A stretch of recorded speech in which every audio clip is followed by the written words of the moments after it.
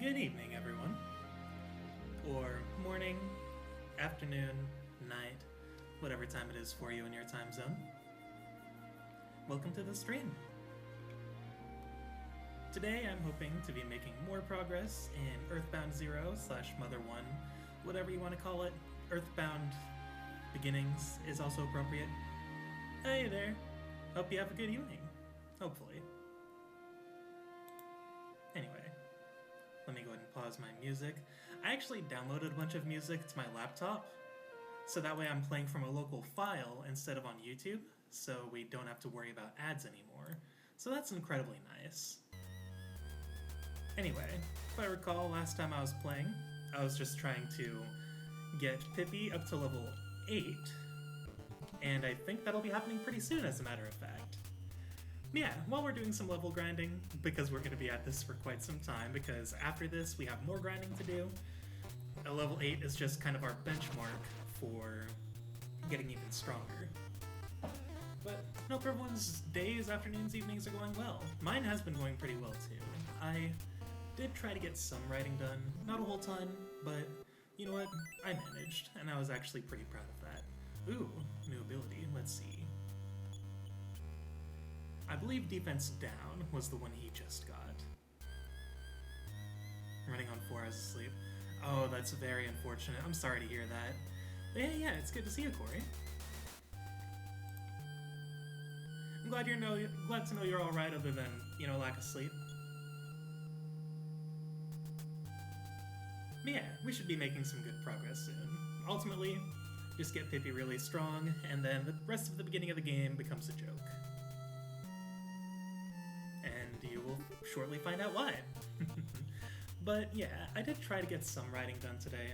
I didn't get a whole ton done, but it was okay. I managed to make at least some modicum of progress, and that's ultimately what counts in the end. And I felt proud of what I wrote. It was just, I'm writing like a very personal character interaction between a couple characters who've kind of been in the series since the beginning, kind of. They technically didn't get introduced until book 2, but I kind of revised the first book to include an epilogue chapter that ties the first book closer to the second book. I didn't mean to do that. I pressed the D button, but it wasn't hard enough. Almost finished recording Etrian Odyssey 3 HD, prepping for the super boss after I beat the crap out of a dragon first. Hell yeah, you do you, man. That sounds awesome. It's so cool that you're like, still...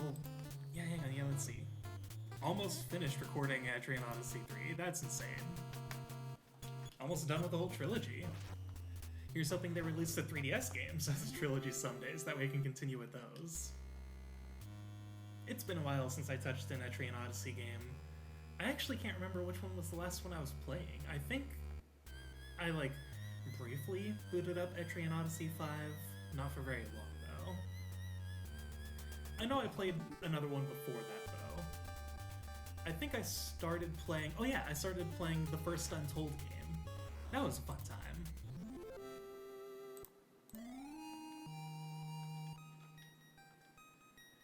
Oh, I was wondering why the button wasn't working. I wasn't selected on the screen. Oh boy.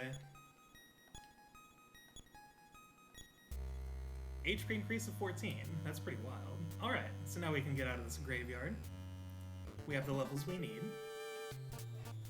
And of course, it's going to take us a while, but it's all good.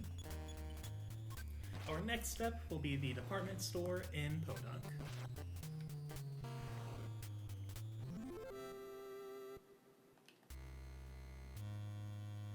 Did I go the... Yes, I went the wrong way. I in fact went further into the graveyard. Also, something I've always wondered, what's the difference between a graveyard and a cemetery? I've been thinking about this lately, and I feel like I learned the difference once upon a time, but I could not possibly tell you what the difference is now. Because I always kind of used them interchangeably, but I know there's a difference. Etrian Odyssey Next Life, title pending, oh. And I'm not looking forward to trying to sort out audio work for the 3DS titles, oh no. I don't blame you. That's cool that there's a pending title for the next Etrian Odyssey game. Is that official, or is that a fan-coined title? Either way, I think it's not bad.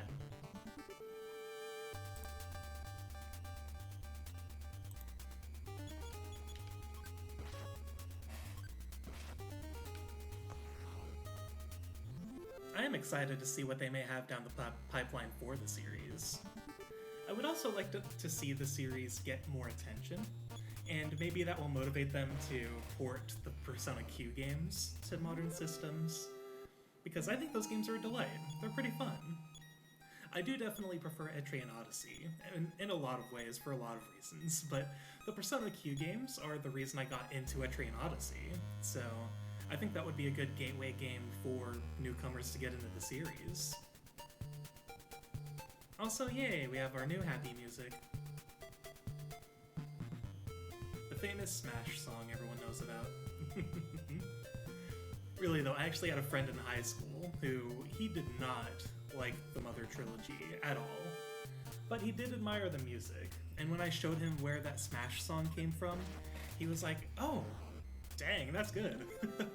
He was actually kind of surprised at how good the song quality was. The Smash song. Also, hey there! We were just talking back in a Lucy stream. How are you doing? It is indeed the Smash song. I mean, there are Etrian Odyssey references and metaphor outfits included. Really? I had no idea. I know that Etrian Odyssey Nexus has a metaphor character portrait. I think it's the protagonist, and it was like back when it was called Project Re-Fantasy. I remember getting it totally legally on my Nintendo 3DS, and it came with all the DLC. It just so happened because I, cough cough, got lucky, I guess. I don't know how to hide the fact that I'm hacking my 3DS. But I do remember there being an outfit for Project Re-Fantasy, and I thought that was cool because it was after I'd seen the trailer for, Metaphor as we know it. Look for yourself. All the animals have escaped. Only this canary chick is left. Want to buy it? Yes. Well, how about 85 bucks? No. If it's free, do you want it? Then take it. There we go. Always a good trick. Just make sure you get it for free. Don't buy it, because it's absolutely unnecessary. What do you say? I think something is controlling the animals. Yeah, wouldn't surprise me. We've heard that a little bit throughout our expeditions. Now, in the last stream, we heard a little something about a place called Canary Village, so I believe that would be an appropriate next destination. So we gotta head back up here as if we're heading back home, and then we go this way. Kind of off the beaten path, but it works. You know, when I actually first played this game, I completely missed this one. And I mean it completely. Oh, one of the playable characters metaphor. I see. Okay. It's been a while since I played, so I wasn't quite sure. Also, I have Nexus, or I haven't been able to play my 3DS in a while because I left my charger on the West Coast when I moved to the East Coast, so I haven't been able to play my 3DS since early June. And the emulation version I don't have all the DLC, so I wouldn't exactly know from there either. Get over here, stop moving so fast. There we go. Overjoyed with her reunion, Laura began singing.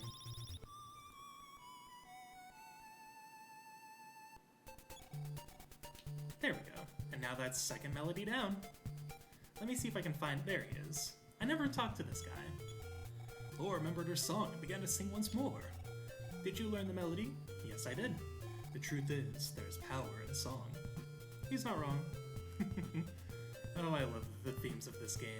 I do wish it was made on more modern hardware, so that way the devs, and Shikasa Toy himself for that matter, weren't as limited by the technology of the time. Alright. I'm just pulling something up real quick, don't mind me. Right now I have my game in full screen, so I can't exactly see the chat easily, so I am pulling up the mobile dashboard. My phone's fully charged, so I think I should be fine.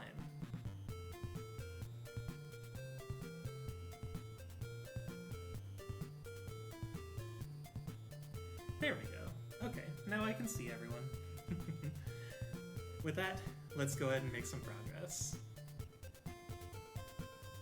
But yeah, when I first played this game, I completely missed the second melody, and I don't actually remember if I ever got it. All of my Earthbound knowledge comes from Smash. You know what? That is perfectly okay. That's where all of us started. And Earthbound is kind of like Dragon Quest in the way that it's one of those things where you either get it or you're not super into it. Like I was telling a story earlier about how a friend of mine in high school just was not into the Mother trilogy at all. But it definitely clicked for me. And like a single Mother 3 Let's Play, that's perfectly fair. I still haven't beaten Mother 3 actually. I do hope to eventually play that on stream, and maybe I can do a full playthrough. I've played most of it, but I've never gotten past a certain point. Oh my, little Pippi, you're back and safe. Thank you for finding her, Ninten. By the way, the town mayor is waiting for you. Pippi, go with Ninten and help straighten us out. We will, but not yet. We want Pippi in the party for a while longer. I will go back home and heal up, though.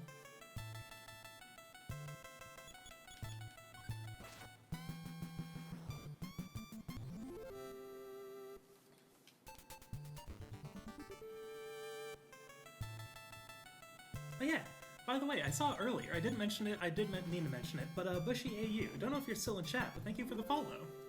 Hope you're having an alright day, night, middle of the night, sitting on the computer without your mama knowing. That's an outro my brother used to do for his YouTube videos, and I just kind of like to adopt it sometimes because it's just nonsense and I love it. Alright, let's heal up.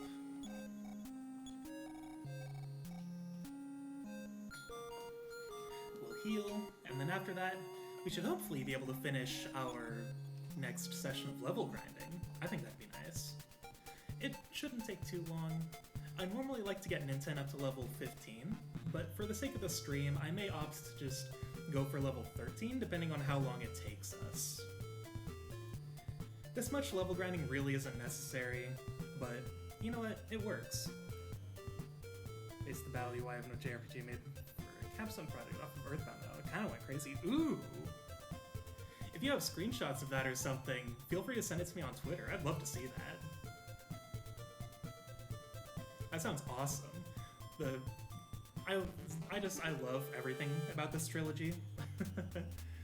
Like, even this game is very bare bones, but for an NES game, it's surprisingly advanced, and there's a lot of heart to its story, which I really appreciate. Like, the story is practically non-existent, but you can feel the intent, and I think that's what matters most for a game made on such rudimentary hardware. Like, if you can get the idea of what they're going for, I feel like that just makes the game all the more special. And the fact that they were able to accomplish what they did at the time. And EarthBound is kind of an extension of what they did here, and they basically just did it even better, and I really admire that. Hang on, let's see. What does the monkey say in this translation? I can't remember.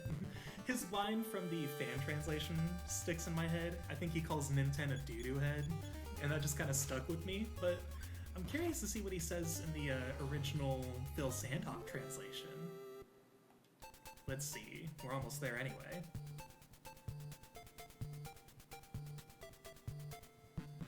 There you are. Oh, is that it? Oh, it was a lot more fun in the other one. I guess that's a little more realistic, but still, EarthBound protagonists can hear animals because they're psychic. That's like the whole point.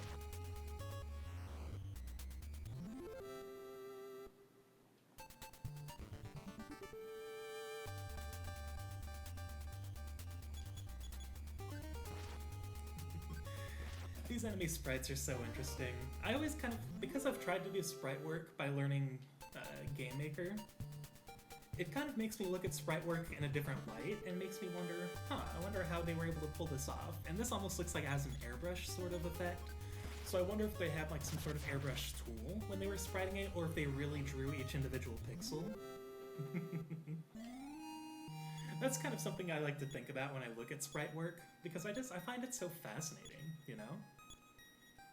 Especially in these older games, where you can kind of see every pixel, and you can kind of you can basically recreate whatever sprite you see, especially when you're able to see the pixels specifically. And I think there's something unique about that, and that's something I kind of really like about these old school games. And I actually learned something kind of interesting about NES games in particular. I didn't realize it, but each sprite we see is actually comprised of multiple little sprites, which probably sounds like pretty basic info to anyone who already knew. But the character sprites on screen, I don't know if the same rules apply to these ones as they did in the other game I learned about, which was Dragon Quest. But essentially, a sprite is, I think, a 4x4 square, maybe? Like, it's 4x4 or 8x8, and in order to make a character, like Ninten here, it's like 4 squares of those dimensions. So Ninten is actually comprised of like 4 different sprites, essentially. Not counting all the different animations, of course. But that was just something interesting I learned a little while back. And by that I mean just a matter of days ago.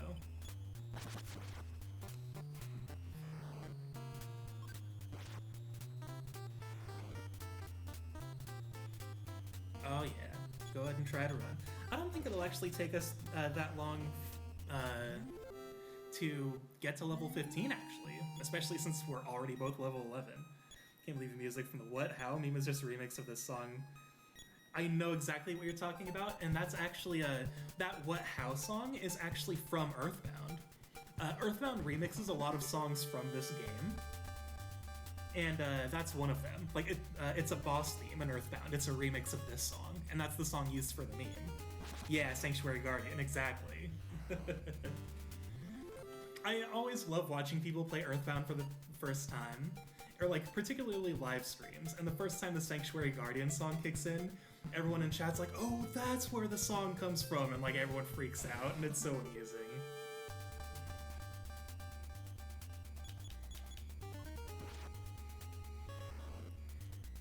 There are actually quite a few songs from EarthBound that are used as like meme songs.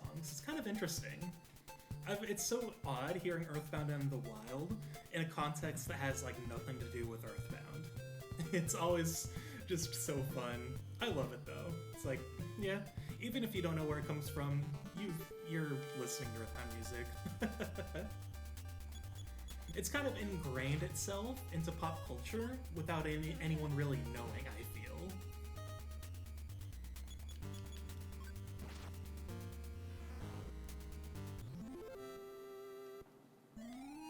Oh yeah, no, we can absolutely get to level 15 real quick. Once Ninten's level 15, we'll ditch Pippi and progress the plot.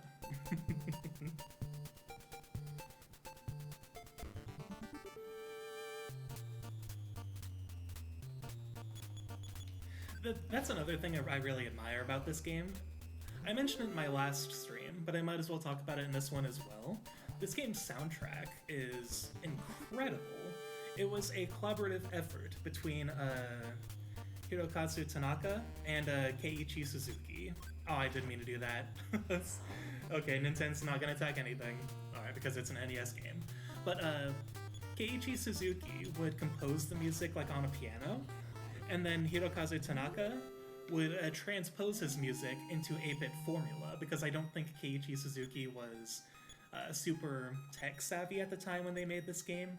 So Tanaka took care of all the music, essentially, or of making sure the music was transferred to a computer and like made into 8-bit format and able to put onto the cartridge of the original game.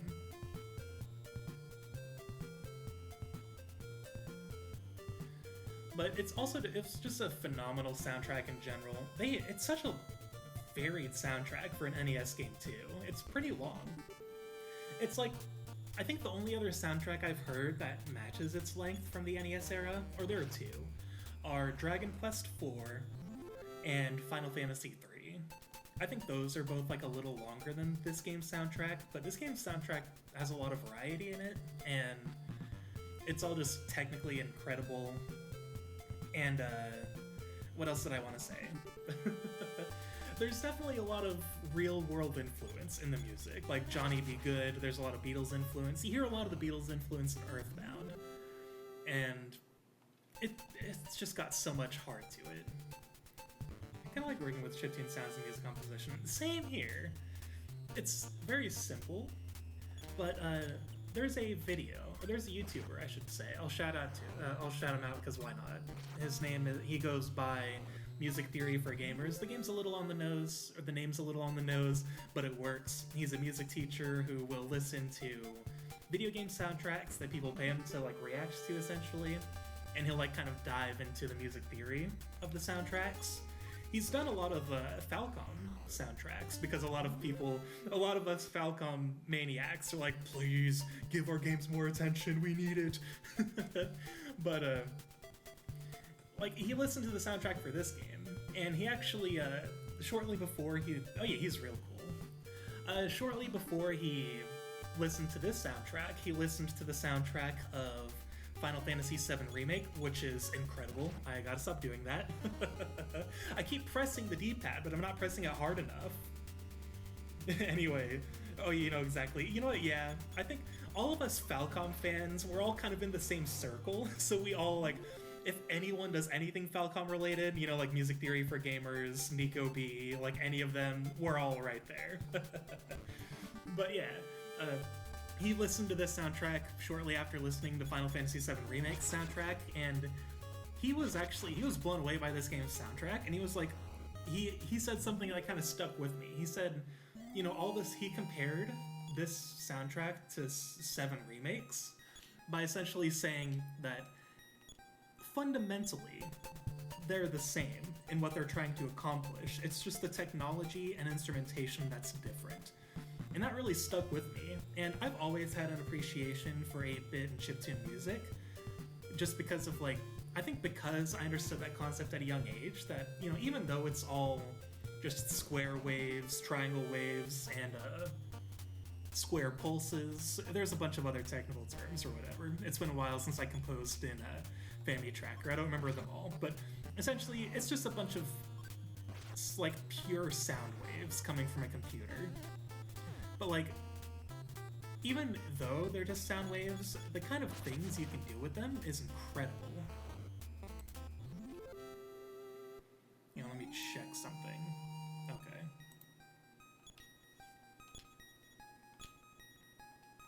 We're gonna take a break soon here. Not a long break, but I do want to take, like, a very short break soon to kind of, because I want to start playing ads in a way that they won't interrupt the gameplay. So I want to make sure we get to, like in just a few minutes, we'll probably take a break. I'll run some ads and make sure we can play for like an hour without being interrupted.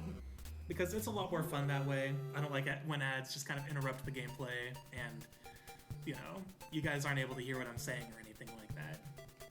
But we've got a few minutes, so I'll see if I can get another level or two in. But I love that. Like, I didn't even need to describe who Music Theory for Gamers is. You just automatically knew. Like I said, just all of us Falcom maniacs we just gravitate towards anyone giving the Trails or Ease series any attention. But I mean, like, the cool thing is, I have noticed the game's kind of getting a little more mainstream now. Like, it's not much, but they're definitely getting there.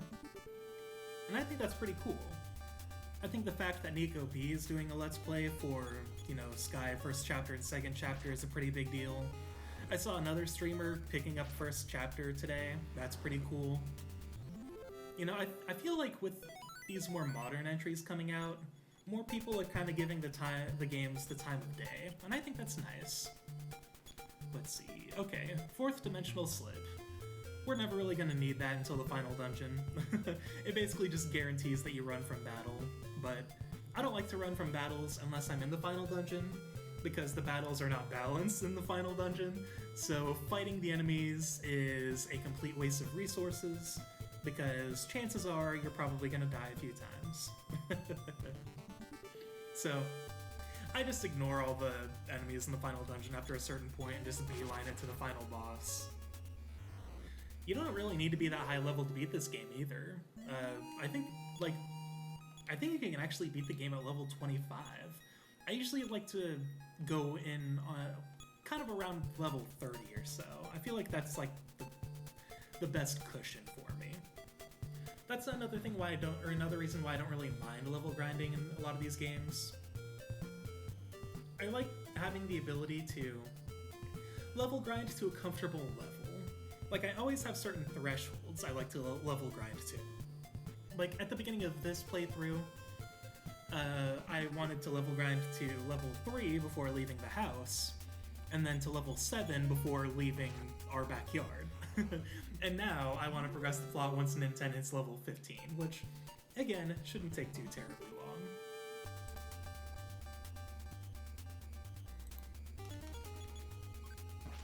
Alright, we'll go ahead and take a break after this fight. Let me go ahead and pause the emulator. I mean, the totally legal game we're playing. And let me get the music back on. Alright, so I'll be gone for just a little bit, just a few minutes. I'm just gonna run some ads so that way they don't interrupt us later, and I will be right back. Alright, our ad's over. Are we free from Jeff Bezos' ire? Alright, then let's jump back into the game. I also went ahead and grabbed some water, so should hopefully keep my voice nice and hydrated. Especially since I would definitely want to stream longer than I did last time. Last time I didn't even stream for an hour, so I want to change that this time. I definitely want to stream for a few hours this time. The same ad twice at the end there. I did 2 actually. So I get what you mean. I'm pretty sure... Was it the Dumb Little Caesars one? Like, I keep getting a Dumb Little Caesars ad, and I got that one twice on my end, too. Yep, I know exactly what you're talking about. But yeah, we should be free from Jeff Bezos' ire for about another hour, so hopefully we should be good. Oh, that's because it wasn't quick enough. Yeah, no, yeah, I totally understand. I also streamed very early in the day, so I can understand that a lot of people might not have been able to make it for that reason too. And it also was just very short because I went into it kind of unprepared, so my voice wasn't really ready to talk for a long period of time. But today I actually went ahead and did like vocal exercises and stuff. And I'm kind of hoping that is enough to kind of keep my... I pressed the D-pad. God damn it. But I did some vocal exercises in hopes that I can actually last longer than, you know, barely an hour this time. And that's the plan. Okay, perfect. And Intense already level 14. We're almost there. Man, at the rate we're going right now, how far do you think we can get in this stream? We might be able to actually get our boy Lloyd in the party. Let's see, what do we have? Is it Psy Shield Alpha or Defense Up Alpha that we just got?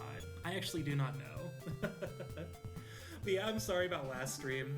I just, like, it was way too short, way too early in the day. But I'm hoping to kind of pick up a schedule. I want to stream every Tuesday, Thursday, and Saturday, starting at the time I started tonight. That's the plan for a stream schedule, and I'm hoping to be able to stick to it. For a while, my stream schedule kind of depended on my significant other's work schedule, but I'm hoping we can kind of work together on that and make things work. Because I don't like to stream while they're here, because, well, for one, we share a computer, and 2, I just don't like to bother them when they're home. But I also don't think they'd really mind if I live streamed while they're home. It's probably just me overthinking things. And I even asked if they might join me on Thursday's stream, since they have the night off. And I actually kind of want to see if they'd be interested in trying Trails in the Sky First Chapter on stream. I don't entirely think they will be, but we'll see.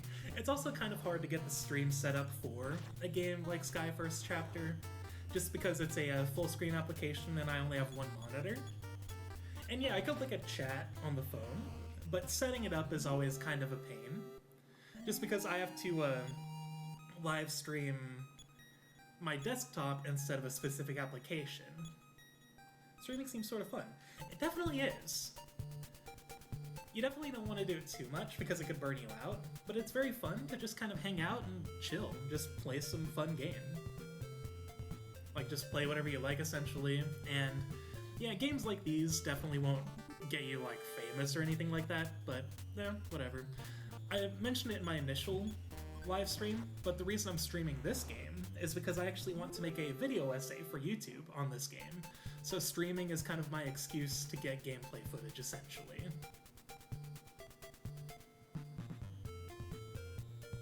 Terrified would rather just stick to making scuffed YouTube videos. You know what? That's also perfectly fine. I've been live streaming technically since 2017, I think. 2016, 2017. Kind of on and off. I've never streamed consistently, but back then it was kind of an occasional thing. I didn't even stream on my own computer. I was still living with my mom back then. I was streaming on her computer. And it wasn't a very good computer, so I couldn't really stream anything other than NES games. Although I'm literally streaming an NES game right now. But still. Awesome, thank you. I'll definitely be sharing when I post it. It's definitely a long time away. I don't actually even know what I want the video to be about necessarily, but I know I want it to be about this game. I kind of want to make a series on the Mother trilogy in general. So either way, getting gameplay footage from all three games will be beneficial. And live streaming will kind of give me the excuse to finally play through Mother 3 and beat it. That is, if I'm good enough. The combat for Mother 3, well, I mean, you've seen a Let's Play, you're familiar. It's like rhythm-based combat. It definitely takes a little more skill than the combat in this game or in EarthBound. And there are some rhythms that I cannot get. Like, I don't have an issue getting rhythms. I'm a music kid, so like, yes, I'm a music kid. But, like, there are just some rhythms that are a little too complicated. You don't know what you want the video to be on? Yeah, like, I've considered a retrospective, and it's probably going to be formulated like that, kind of. But I kind of want it to be a little more personal than a retrospective, so it might be part retrospective, part, like, personal experience, like, anecdotes. That's kind of what my YouTube channel's always been about, kind of like more personal stories and stuff. EarthBound enemies you could be in a fight tier list. You know what? I actually really like that. And that sounds like a fun idea with like some people in a Discord call or something. That's actually not a bad idea. If I do end up doing something like that, I will absolutely make sure you're credited for the idea.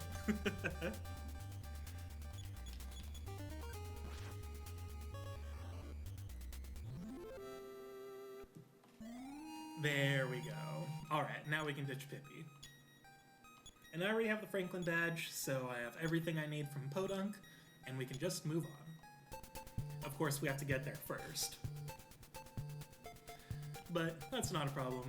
I said this in the last stream, but I'm pretty sure the original version of this game doesn't have a run button. So when I play on my own time and not on stream, I just walk everywhere using the default speed, and I'll show you briefly what the default speed is. I spent the entire game walking this fast. The entire game. Just because I have that much patience.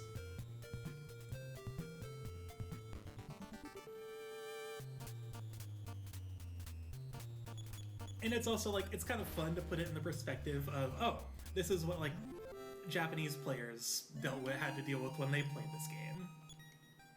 So ultimately, I don't really mind the slow walking speed, but for the sake of a stream, I do want to make sure we at least get some modicum of progress made, so that's why I've been using the run button.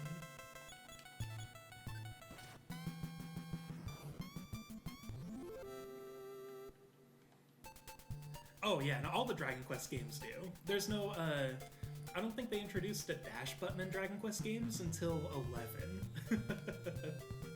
I don't mind though. Like, I love the Dragon Quest games. Dragon Quest 1 and 3 are two of my favorite games of all time, like, on par with EarthBound for me. And I don't really mind the slow walking speed because it just kind of lets me play patiently. And I kind of like games that remind me to just kind of chill and be patient. That's why I like EarthBound so much. Do you say anything new? Not yet. Maybe after we save the zoo? But that won't be for a while. Is she the lost girl, Pippi? Well, that's just great. I knew that you could fulfill your civic duty. Applause, applause. Now, pretty Pippi, don't forget to tell your mom that the mayor saved you. Here, I will give Nintendo a prize of $100. How nice. By the way, hero, maybe you'd like to go see what's up at the zoo? No. Yes, you'll go? Great, great, great! Now, make sure to get a key from my assistant, Abbott, who is also a character in Mother 3. Now it's time to say goodbye. Please come by my house, I'll be waiting there to see you again. By the way, do you think my hair needs styling? Nah. You don't have to answer, cutie. Yeah, we know you like Nintendo. Everyone in this game likes Nintendo, even the adults, and it's creepy. Okay, and that's dialogue he said a while ago. This isn't EarthBound, so the dialogue doesn't change all the time. This key will open the zoo's gate. No, don't lose it. And I don't think I need to save anywhere. I mean, I know that's like famous last words right there. But I guess I could always go home and save, but we're gonna be fine. Level 15 is more than enough for the save. I will regret saying that. Watch my luck just be atrocious like it was at the beginning of this playthrough. Oh my gosh. This song, oh yeah, here, I'll let the song play for a while. It's called Pollyanna. It's in EarthBound, and there's also a vocal remix. Actually, maybe I'll play the vocal remix later on stream. The vocal remix is very nice.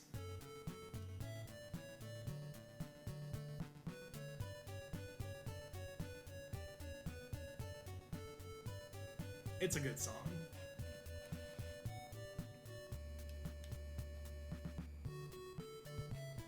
Like I said, this game's soundtrack is something special, especially for the era.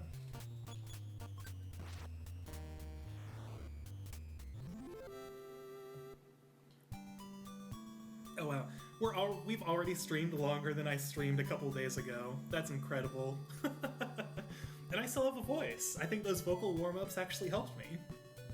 But last stream, I 45 minutes in, I was talking like this because my voice went out. The monkey stole the zoo key. The lock was broken. Nintendo opened the door, so we didn't even need the key. But yeah, the overworld music, kind of like Dragon Quest II, changes depending on whether or not you have party members. Of course, in Dragon Quest II, it's a little different, but it's more or less the same concept.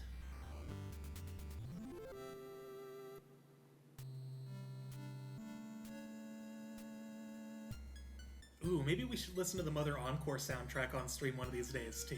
That'd be fun.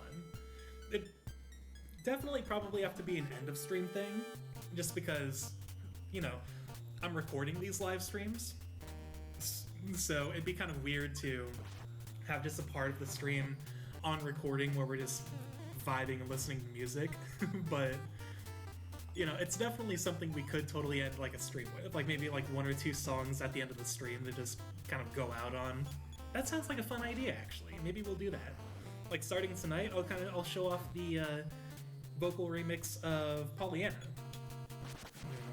My recordings to be the most good experience as possible. Hell yeah.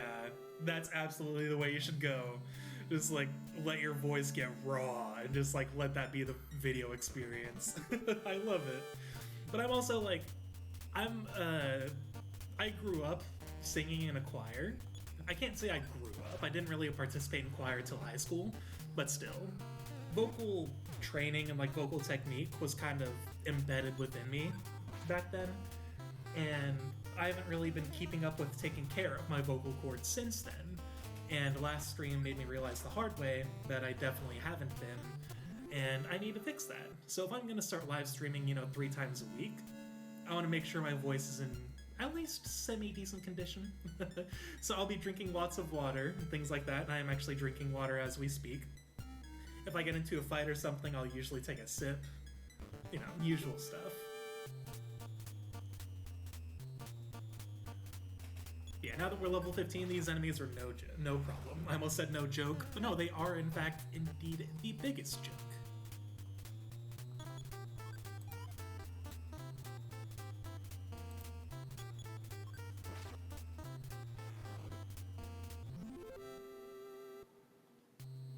Heck yeah. Okay, there it is. We're gonna want to come back to this enclosement later. At least they make it pretty easy to find, because there were definitely some I skipped. Oh, is it going to be one of these fights?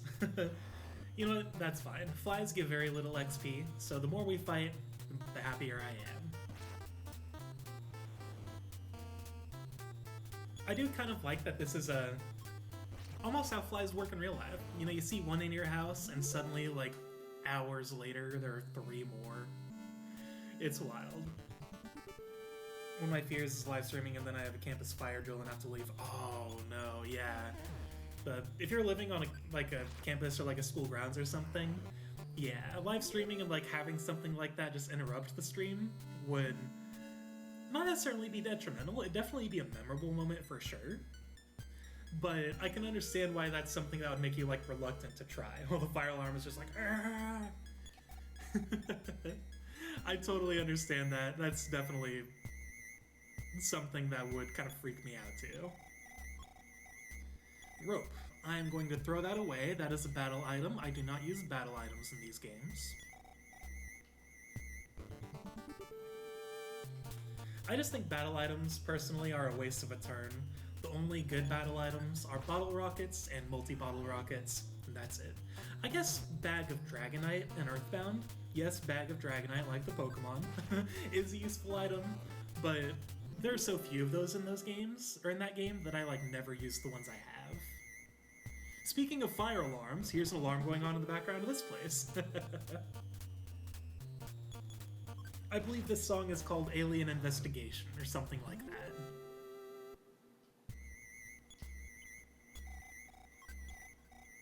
Antidote? I'll keep that. I'll probably throw it away at some point, though.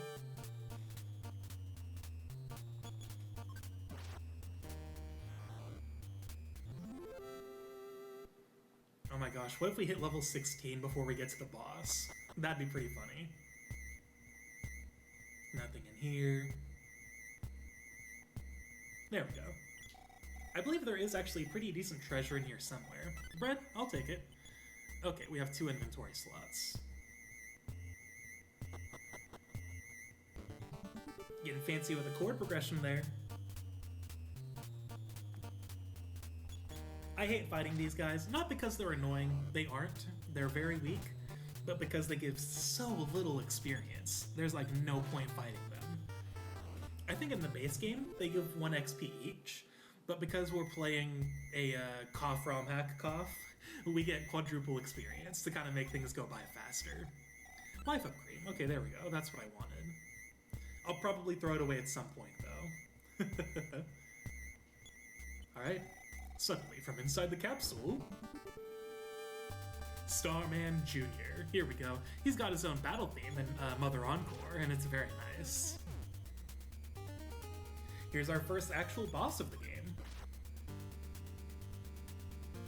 Oh, he was defending.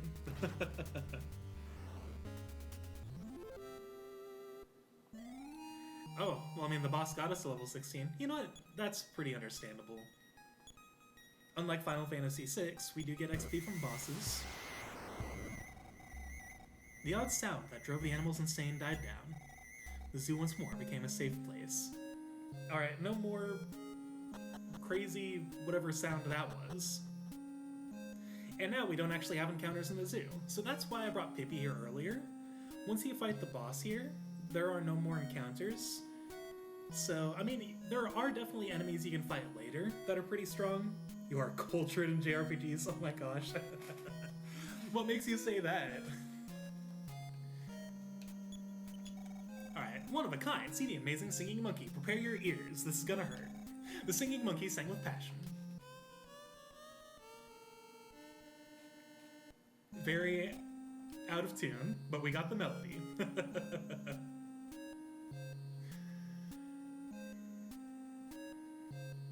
All the niche details of JRPG is like the Final Fantasy VI thing. Oh yeah. I love RPGs. It is my favorite genre, hands down. I actually got into the Trails series, ironically, because I was burned out on RPGs at the time. Because at the time, all I had been playing were like Square Enix RPGs, Atlas RPGs, like Final Fantasy, Dragon Quest, Persona, Shin Megami Tensei, all that. And at the time, I was kind of burned out on them. And so I was talking to a coworker, and I'm like, hey, you know, you know a lot of RPGs. Like, what's an RPG you'd recommend? I don't think this is the one we want to go to. I think we want to go down here. Like, I was like, hey, what are some RPGs you'd recommend that aren't, you know, from these companies or in these series? And he gave me like a big old list of RPGs, and Trails of Cold Steel was one of them. And essentially the rest is history. Or I guess there's actually more to it than that. I like telling this story. It's pretty simple, but I always like kind of talking about how I got into the Trails series, and it actually started a lot sooner than I thought it did. I technically heard of the series for the first time in, I think either late 2015 or early 2016. And I was watching someone live stream Trails in the Sky first chapter, and at the time I had already kind of experienced games like Grandia, I don't know how you pronounce it. I've never beaten it, but I've experienced it. And I remember it kind of reminding me of Grandia, I don't know, potato.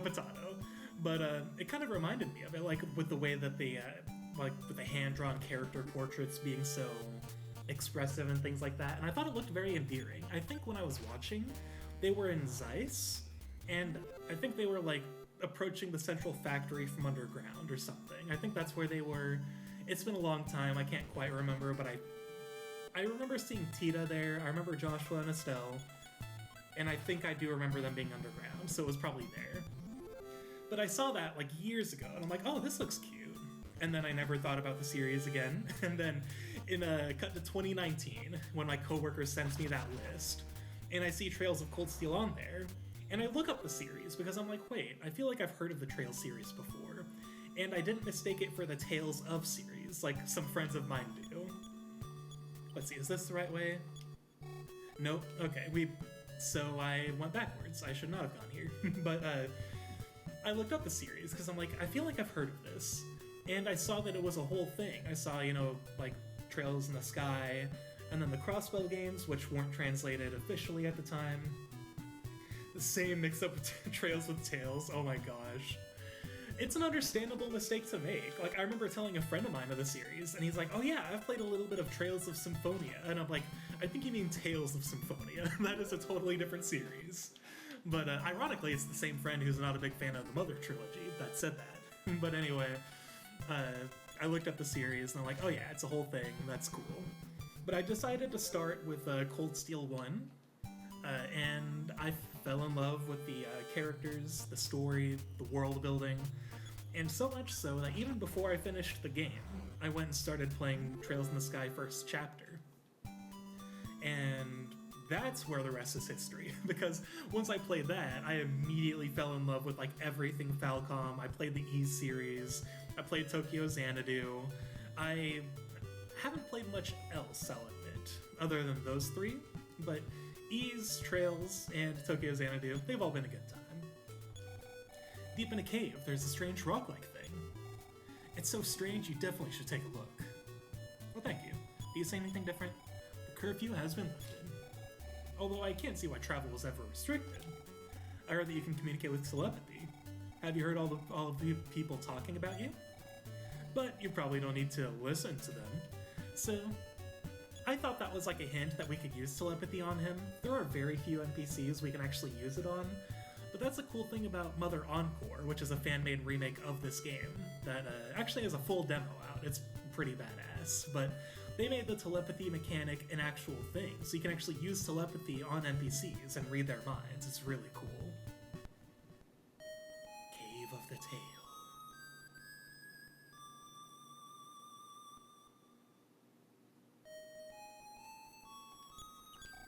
Wait, a voice is speaking into Ninten's mind. Ninten felt this question enter his mind. Who has lost his tail? Finding the entry in great-grandfather's diary, Ninten read out loud. The forgotten one of the ship that sails the cosmos. And now, welcome to Magicant. There's a cat. I am a swimming cat. Have you heard of a magic candy that gives strength and power to a helpless child? No. I see. But you are not helpless, but you don't, so you don't need it. The Smash stage, yes it is. I actually forget this is in Smash sometimes. You're a strange person, but for some reason, I like you.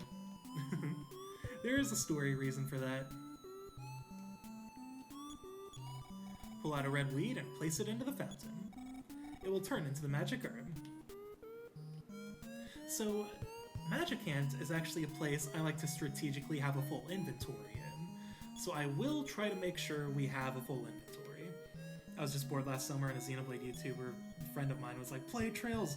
I really like the sophisticated fight song, so I got into it. You know what? That's very fair. I always find it interesting to see how people get into the series, because it's like, so everyone always has a story, and I think that's so fascinating. I am taking this broken earring to the fountain. I'll bet it'll change into a magic earring. That'd be cool. I wish I could go into the castle to see Queen Mary. Always gotta talk to all the NPCs. And then this guy is our save point. That's a lot of money.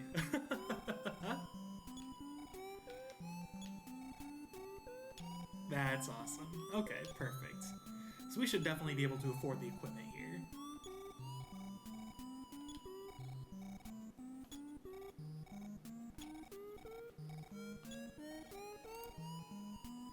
Oh, I'll be fine.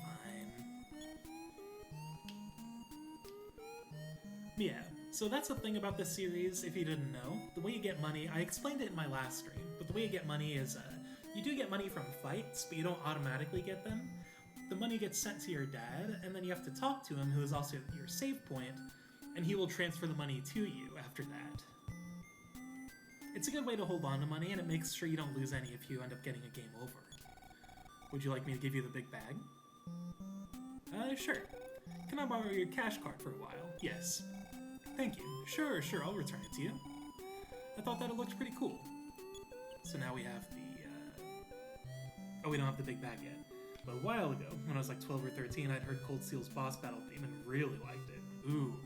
Are you talking about like the story battle theme? Like which battle theme? Or like the story boss theme? Because I know there are a couple.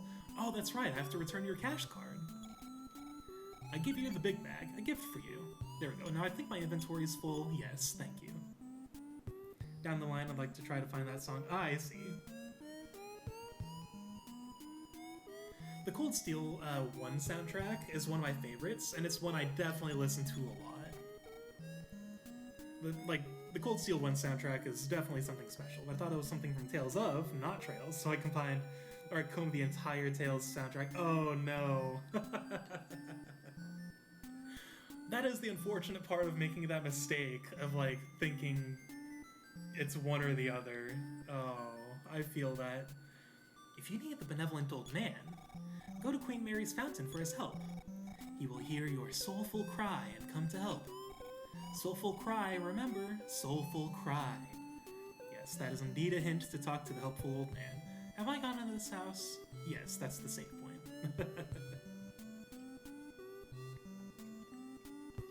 Are you the goods keeper? Yes. We don't need your services yet. Joy I felt hearing that song in Cold Steel 1. Oh, I bet. Like, finally getting to hear it after, like, so long. That is awesome. My, what strange clothing you wear. Surely monsters will come after those clothes. Oh yeah, they already do. I'm so embarrassed. I wish I could crawl into a hole. It was Tile Link. Oh, yes. That song is so good. When I first played Cold Steel, I was in love with that song. It's so good. More to the south. Are you lost? Sorry, I was directing you to the restroom. Queen Mary's fountain is west of the castle. Yeah, that one also has a pretty nice remix in Cold Steel 2, but I do think I still prefer the Cold Steel 1 version just a little bit. The mysterious sound of the fountain soothes. So yeah, fountain heals you. It serves multiple purposes, but yeah, it heals you. There is no exit from a place like Magic Ant. Outside? A world outside? What do you mean?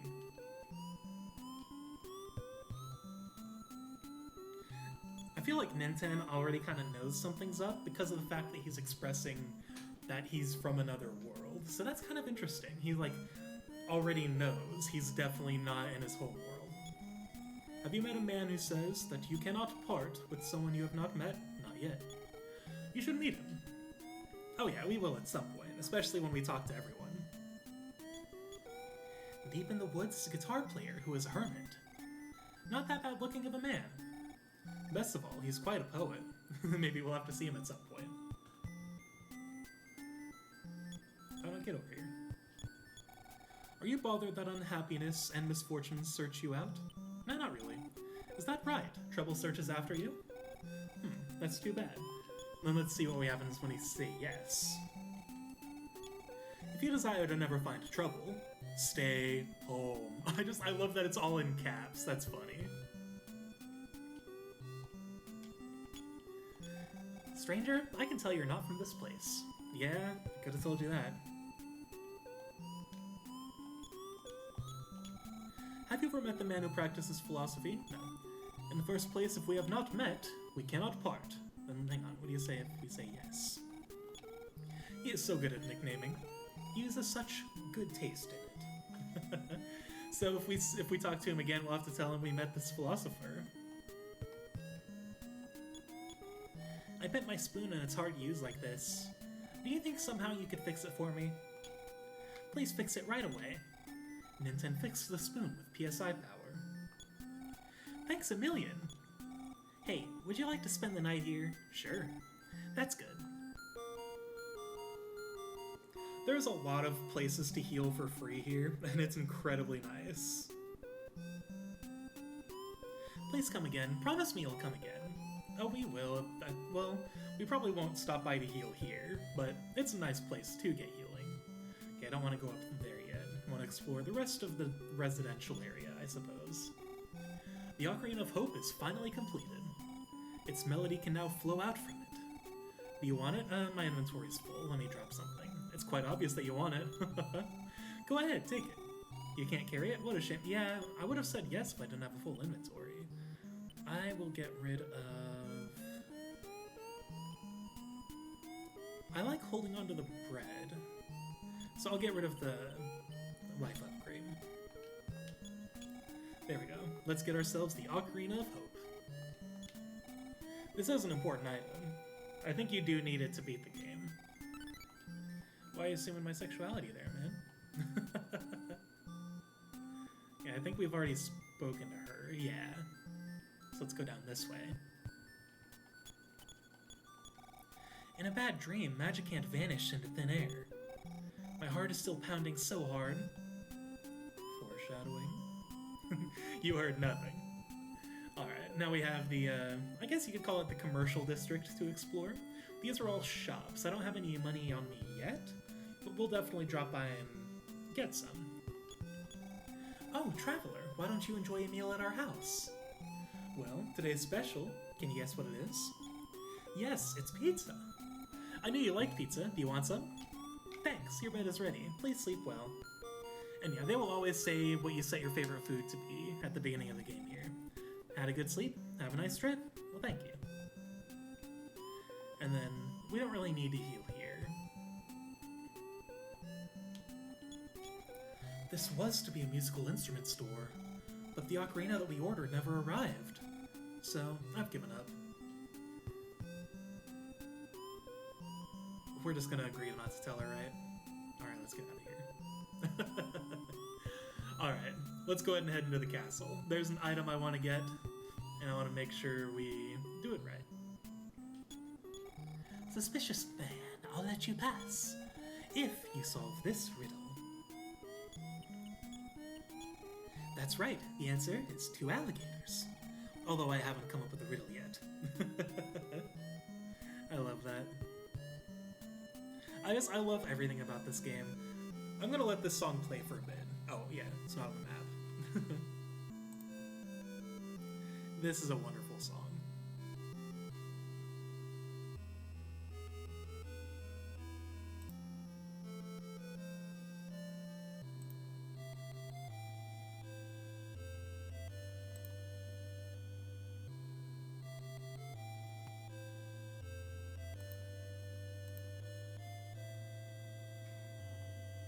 guess we can progress. It's not like we're getting into enemy encounters here.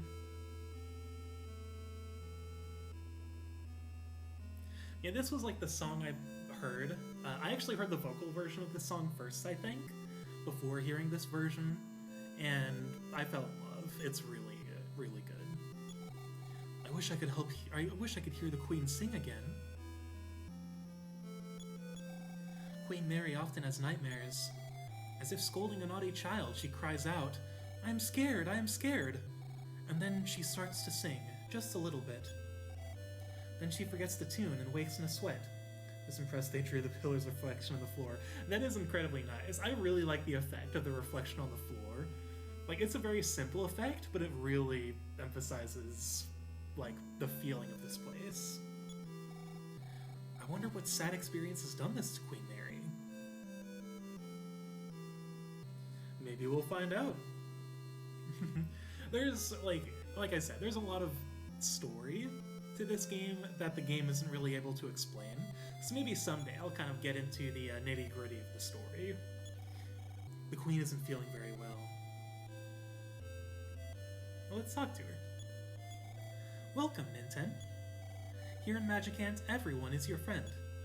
You can have as much as you like, of whatever you want. What, you want to listen to my song? Sorry, I don't know why, but I just can't sing. I beg you to learn the melody, it's only 8 notes long. When you learn them all, return and sing for me. If I could only hear that song. All of us know you don't belong here, but we consider you one of us. With the Onyx Hook, you can warp back here anytime. Promise me that if you need help, you will return. Everyone loves you, Ninten. This place is very heartwarming, especially when you understand the psychology of Magicant. It's very... Like, Magicant is a very warm place, and it makes me genuinely happy to be in this place. Magic herb, don't want that. So, I'll explain why I strategically want a full inventory going into this castle. I think it's in the next room over. Maybe? No, not that. Not that. I might as well see what's in here, though. Okay, that's just empty. How pleasant. Magic herb. Don't need that. We can basically get an infinite supply of those. Bullhorn. Don't need that. That is a battle item. Antidote. Don't really need that either.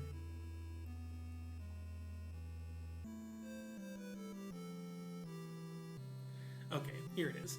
So, these treasures. When you open one and obtain the item inside, the rest of them will open and the treasures will be gone. You can only open one treasure in this room, so the best way to determine what you want is to come in here with a full inventory and check all of them. And then, when you find the item you want, go ahead and get rid of an item so that way you can get it. What I want is the boomerang, but I'm going to go ahead and check all of them. Fight Capsule's nice too, that is a permanent stat upgrade, but I would prefer to get the boomerang because I think it'll be a while before we can get them commonly. PSI Stone is nice too, that heals our PSI. Boomerang, okay, so we're going to want the one on the upper left. That would be a waste. Never use battle items in this game. Ruler is also a waste. It actually does nothing, I'm pretty sure. Berry Tofu. That's actually kind of not necessarily important, but it is needed for a side quest. I will drop... I could put the basement key in storage. I forgot to do that when I was done with it. We do not need the basement key anymore. We can always buy bread. Let's drop it.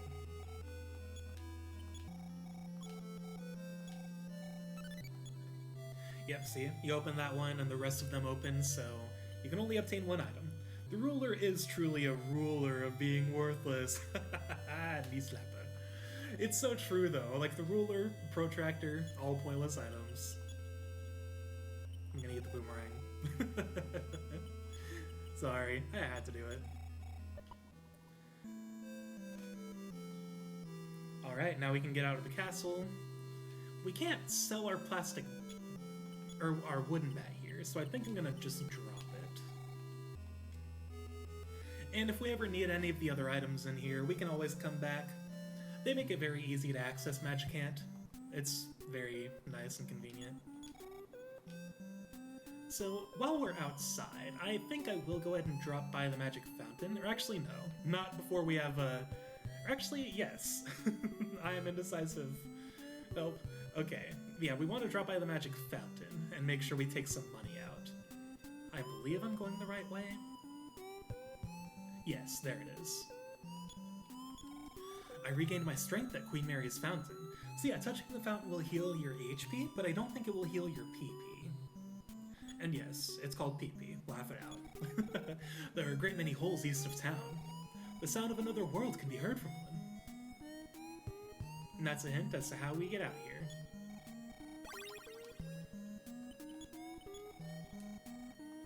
There we go. Benevolent old man. Did you call me up? Yes. You need money, don't you? Yes. Well, your balance is 5,570 buckaroonies. I think... I can never remember offhand how much you need for all the equipment upgrades. Let me see if I have it in my notes. Because I know I wrote it down once upon a time. Let's see...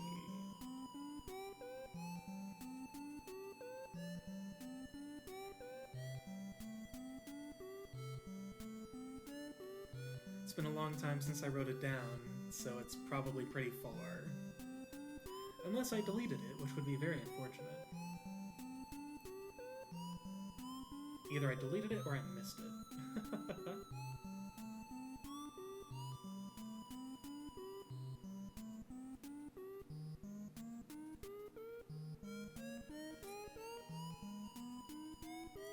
Oh, maybe I deleted it. Very unfortunate. Okay, so I'm just gonna go ahead and take out 4,000 to be on the safe side.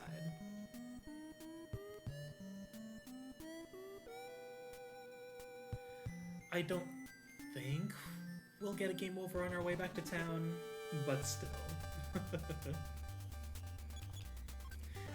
These guys are dangerous in the Japanese version. In the Japanese version, they can summon a variant of themselves that can kill you in one hit. I learned that the hard way. Okay, let's go ahead and go to the goods keeper and put our basement key in there. Because we have no need for that anymore. We will never need to go back into the basement. You're not the goods keeper. Where is the goods keeper? Is it further down? Yes.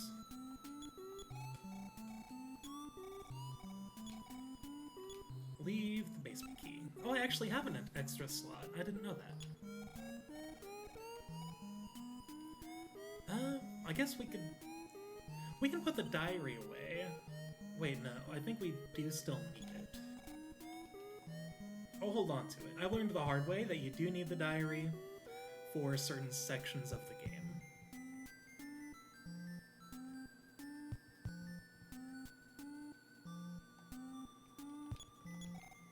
What are you staring at? Here in Magicant, it's just like the world outside. Just leave me to get some cash, then with the goods, you can dash. So you just want to grab the most expensive shit. That's honestly, like, the best choice in these RPGs usually. Like, especially these old school RPGs. Just get the most expensive stuff, and you'll be good. Go ahead and equip that. Should boost our defense a fair bit.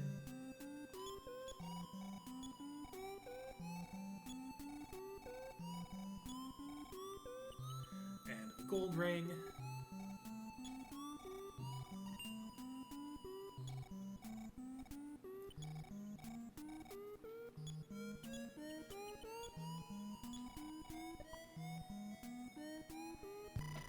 Oh.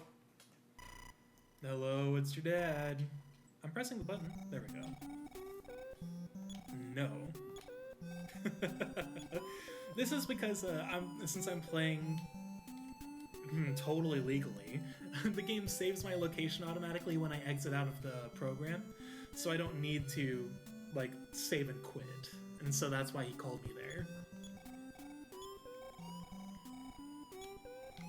So, actually,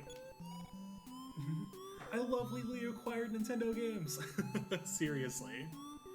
Okay, so Corey, I actually have a question if you happen to know.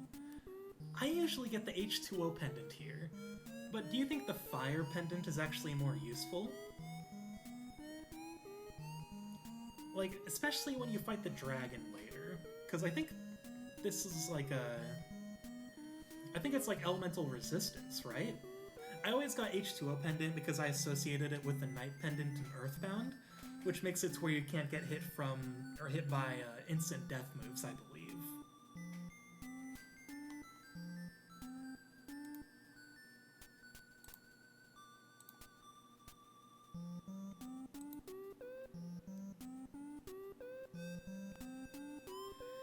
It's just something I'm curious about.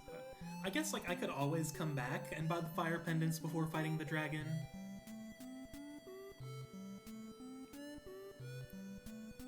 I don't know, since I never played EarthBound Zero, but am I helping against the dragon? Yeah.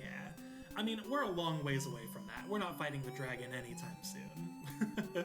So I'll probably go with the H2O pendant just for the time being. And then before we fight the dragon, I'll get it, and then we'll test it. But H2O pendant is always what I've gone with, just because, like, I don't think it really helps when it comes to blocking instant death moves, but it always has helped me. Alright, hang on, let's see, what kind of XP can we get from Magicant enemies?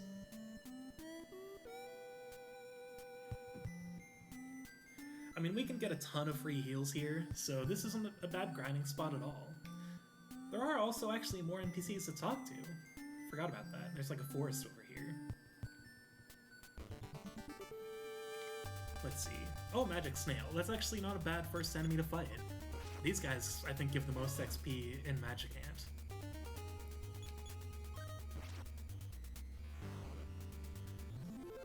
They're a big threat. If you're at a lower level, they have relatively decent defense and a lot of attack. Like, I've actually died against a Magic Snail before. Hello, I didn't hear you come in. The guitar playing is so loud. I can't even think. What? I was playing the guitar myself? I should have known. God, I love these games. Just that delivery is so good. That is just the perfect example of humor in this series. I love it. The story I tell you now is a real secret. When you become really strong, come see me. You'd better write this down so you don't forget.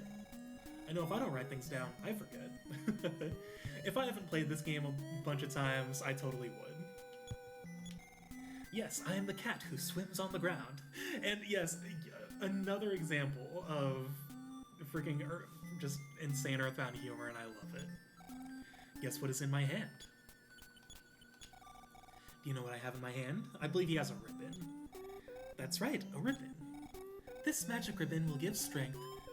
I only give this to girls. So yeah, that's a hint that we'll have to come back and get that when we have Anna in the party.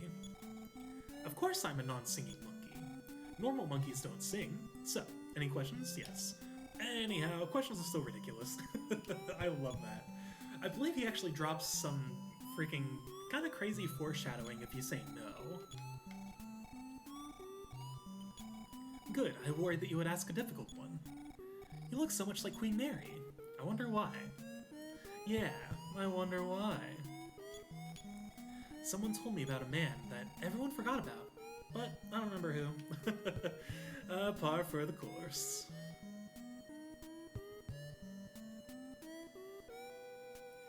Yeah, I think now's a good time to go ahead and get some level grinding done. I think the Magic Snail did give a decent amount of XP if I recall. Oh, and we're gonna fight multiple. That's perfect. Let's see. Oh yeah, they both take 2 hits. We're definitely gonna want to grind until they take 1 hit at least. Ow. Yeah, if you don't have a lot of defense or HP, hits like that can be devastating. That's exactly why I like to make sure I'm a decent level when I'm going to Magicant. Oh yeah, we can absolutely hit level 20, no problem.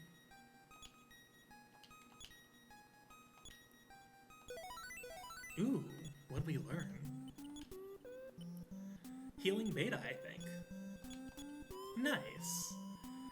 I think unlike EarthBound, the different tiers of healing aren't like better than each other. I think every tier of healing heals a different status. It's very strange. I don't know why they did it that way. Maybe it's like weird programming, but I do much prefer the way healing works in EarthBound. The endless sea of clouds, and I always interpreted this to be a river, but I kind of wonder if it's supposed to be the sky. Like, now that I think about it, maybe that's what it's... Huh? Oh, this is the House of the Flying Men. Yeah, we don't want to bother them.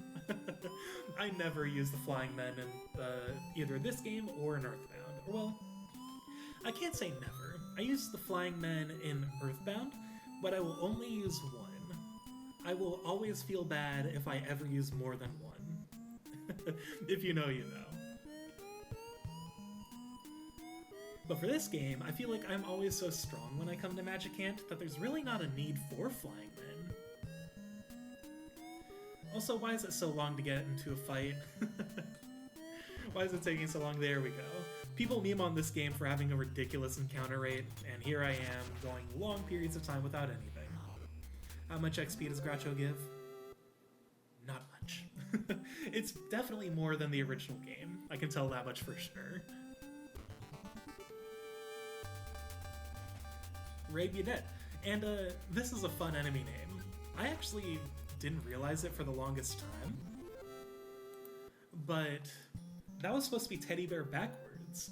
And it wasn't until I was doing a playthrough of this game with my friend Brennan years ago that he realized it, and he's like, I think that's Teddy Bear backwards. And I'm like, oh my god, I never realized that.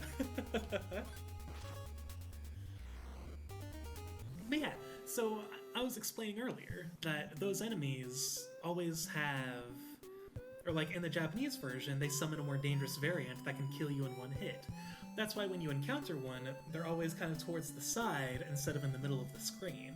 It's almost like it's making room for its more dangerous variant. But I don't think the dangerous variant appears in the English version of the game, because it's like an angel teddy bear, and Nintendo, especially back in the day, or well, maybe only back in the day, I'm pretty sure they've changed their stance, but they were very against any sort of religious imagery at all, which doesn't exactly explain Castlevania's existence back in the day, but still, they were very against any sort of religious imagery, so that might be one reason why they cut the angel teddy bear out of the game. I think another reason is because it probably just made the game too difficult. Because I was playing the Japanese version, I was playing a fan translation that included that enemy, and yeah, it wrecked my shit. First fight I got into against it, and I was dead just like that.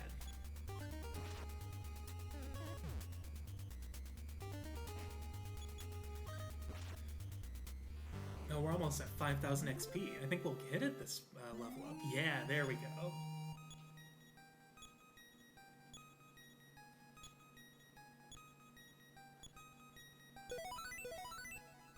Ooh, another new one. What did we learn this time? I think Offense Up is the new one. Yeah, it's definitely... Wait, Quick Up. I think Quick Up is the new one. That's nice. I never really use it, but, you know, it's... You get a lot of PSI abilities in this game, so I feel like there's always a little something for everyone's playstyle, and I just think that's personally pretty cool. There are a lot of abilities in this game I never think to use, though. A lot of them just don't feel useful, you know? Like, a lot of them feel very circumstantial. There are, like, very certain fights where you'd want to use certain abilities, but for the most part, I never really bothered.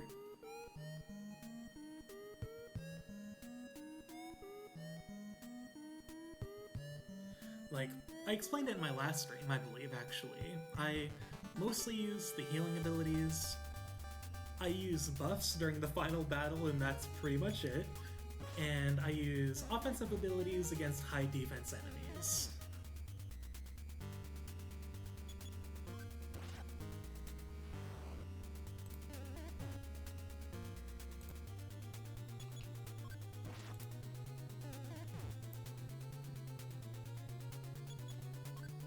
this guy up real quick. There we go. We're almost there. I think we definitely will be able to get Lloyd in the party this stream.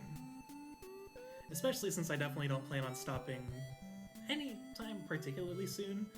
I used to stream for like 4 hours, so I kind of want to go for 4 hours again, maybe? That's the ultimate goal, I think. I really want to try going for 4 hours, like, every stream. Maybe Thursday's stream will be shorter, especially if my significant other agrees to being on stream. But otherwise, I'll probably have these at around 3 to 4 hours, like I used to. And maybe I'll even have like a kind of chill work segment at the end, like I used to. For those who haven't been watching the streams for very long, I used to stream a game for 3 hours, and then for the last hour of the stream, I would spend some time working on my book. And it's kind of fun to just kind of spend time doing so. And it just kind of allows, like, if you have a project you're working on yourself and just having the stream play in the background, I feel like that just makes it work. Because it's just like you're working together. You're like, it's a co-working stream, essentially.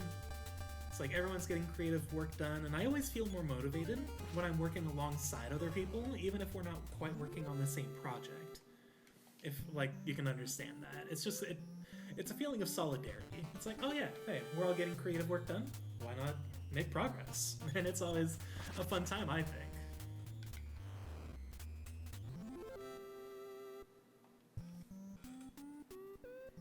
Yeah, maybe I'll do that tonight, maybe not, we'll see. I mentioned it earlier in the stream, but I didn't get a whole lot of writing done at the start of the day. Honestly, I was mostly just hyping myself up for tonight's stream, which I do not regret. I am very happy and still excited to be streaming. Like, oh my gosh, I have so much fun with this, especially, we're running from your ass. Especially when it comes to just playing games I love and sharing why I enjoy all these. And I love how I was talking about how, oh, I love streaming games I love, and then I immediately encounter my least favorite enemy. Okay, it's not my least favorite enemy, but it's definitely my least favorite Magicant enemy, for sure. I could use 4th Dimensional Slip, but that feels like a waste. We can run, come on, Nintendo, you got this. Okay, I'll try 3 more times, and if it doesn't work, we'll use 4th Dimensional Slip. There we go. I trusted my luck. I knew I'd be able to run. Well, I can't say I knew. It's literally just luck. But still, I had a feeling we would. That was definitely the longest time I spent trying to run from one of those enemies, though. It normally takes me, like, 3 turns to run. That was a lot. Man, the RNG sucks. We sure this ain't an Atlas game. Who knows, man? Who knows? I mean, Atlas games of this era were very similar to this.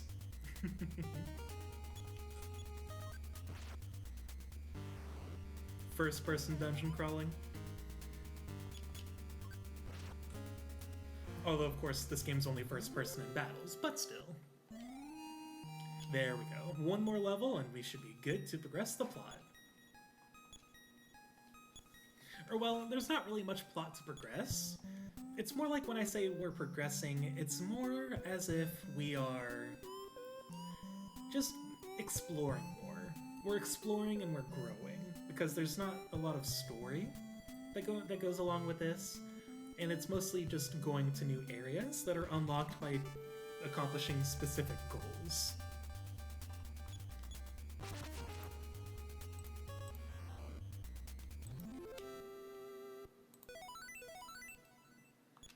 Which I just saw the Little Caesar's ad. Stop showing it to me twice. Oh no.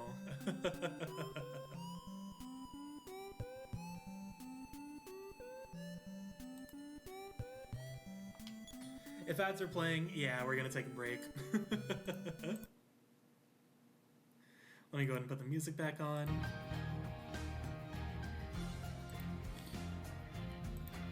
And yeah, we'll be back in a moment. Alright. Hopefully we're good. I didn't realize the ads already played that soon. I didn't realize we had already been spending that long playing. Not that I mind, though. It just goes to show that time is kind of passing pretty quickly, and I'm okay with that. But anyway, let's get back to the grind. Hope the break was alright. No, it wasn't particularly long. I do definitely need to keep track of when to run ads a little more, but it's easier said than done when I have to kind of pull away from the game to check the timer. I could always set a timer myself. You know what, actually? I think I will do that. I'll set a timer on my phone, so that way I'll know when to take a break. We'll set one for like 25 minutes, because I know that's when ads will run again.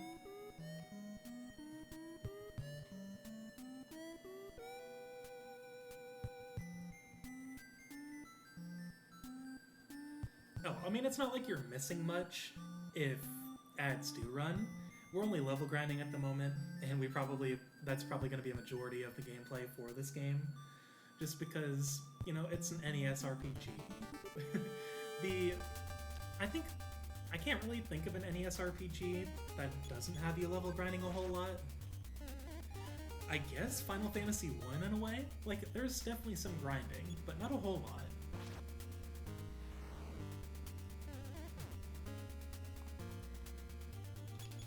But this game definitely has a lot. The Dragon Quest games definitely have a lot. Final Fantasy 3 has a lot. You basically have to be max level to beat that game.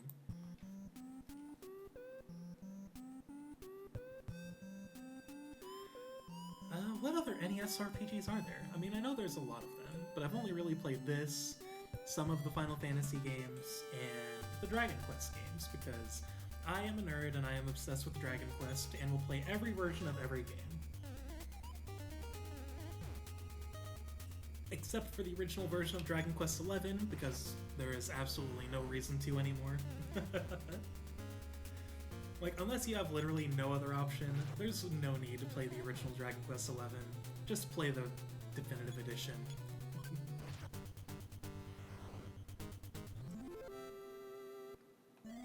There we go. Perfect.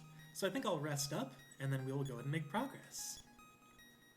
And I believe we have enough inventory space for a couple of the items in the cave, so that's going to be nice.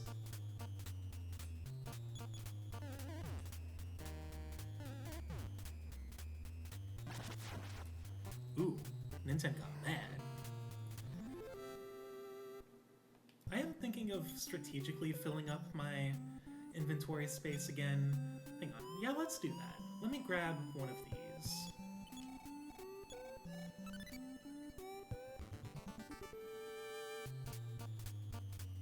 Because there's an item in one of these that I don't want to get until later. So I want to make sure I don't accidentally open the chest too early. Or the present, I guess.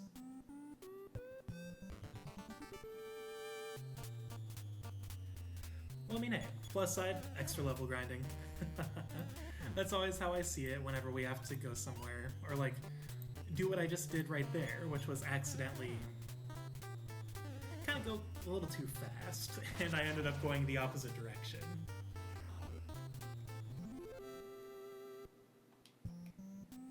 Here we go. Let's go to the fountain.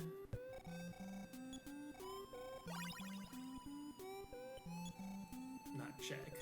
Goods. Red weed. And then I will do that one more time. Just to have our inventory intentionally full. And yeah, that's about the long and short of it. I don't know why I said it in a way that there was going to be more to that sentence. I did have more planned, but it would have made a redundant statement, so I was like, you know, whatever. So I believe this is an infinite source of magic herbs. You never need this many in this game, but it helps. Especially when you need to do what I'm doing.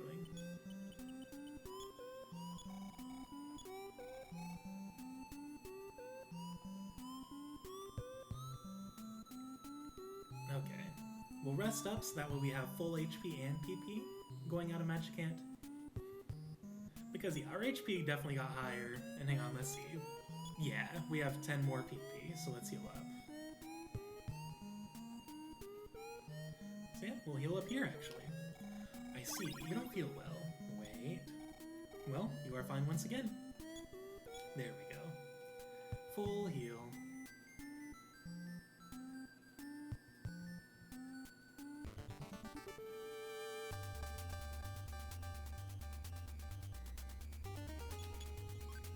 Can we kill these things in one hit now? Nah, not yet. It's fine. Level 20 should definitely be more than enough for the time being. Most people don't usually get to Magicant until they're like level 10 or 11 anyway. We're definitely ahead of the curve.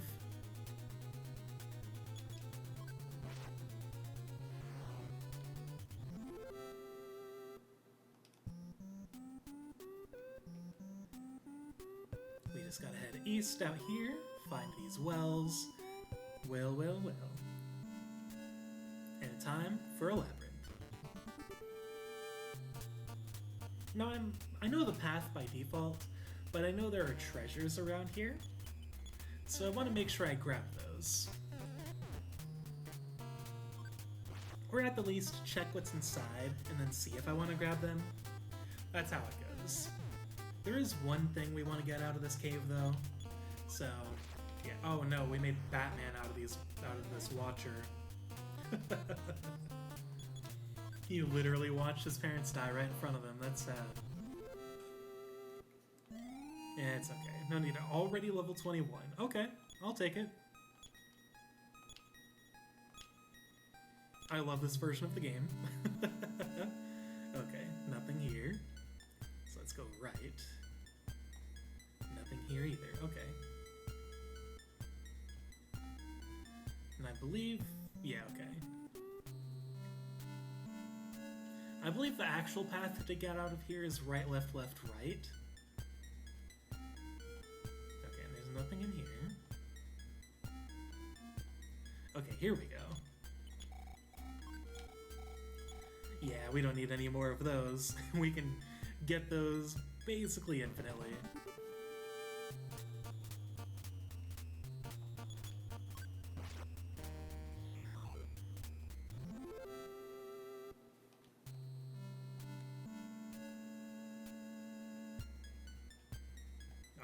Dead end.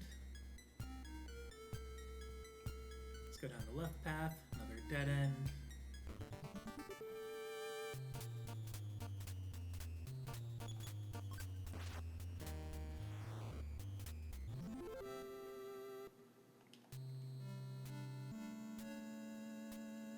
There we go. So let's see. Yes, treasure right here. Don't need that. I'm glad I came in here with a full inventory. That way we're not wasting our space on these.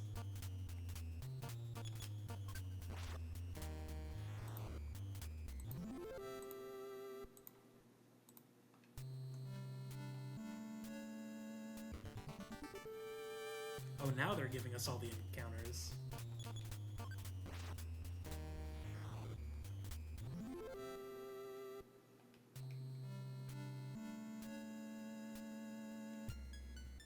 So I believe this is the one that I want to save for. Oh no, PSI Stone. You know what? I actually do want that, so I'm gonna go ahead and drop this herb.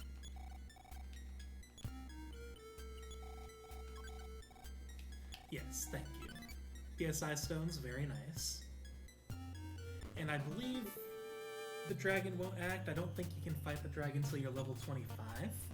So I don't think it should do anything by me checking it out.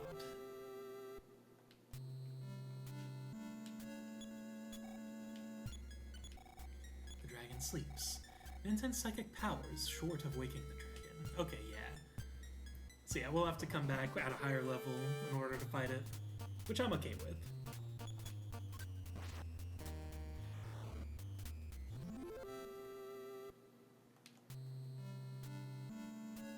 Yes, and then we get to fight the fish.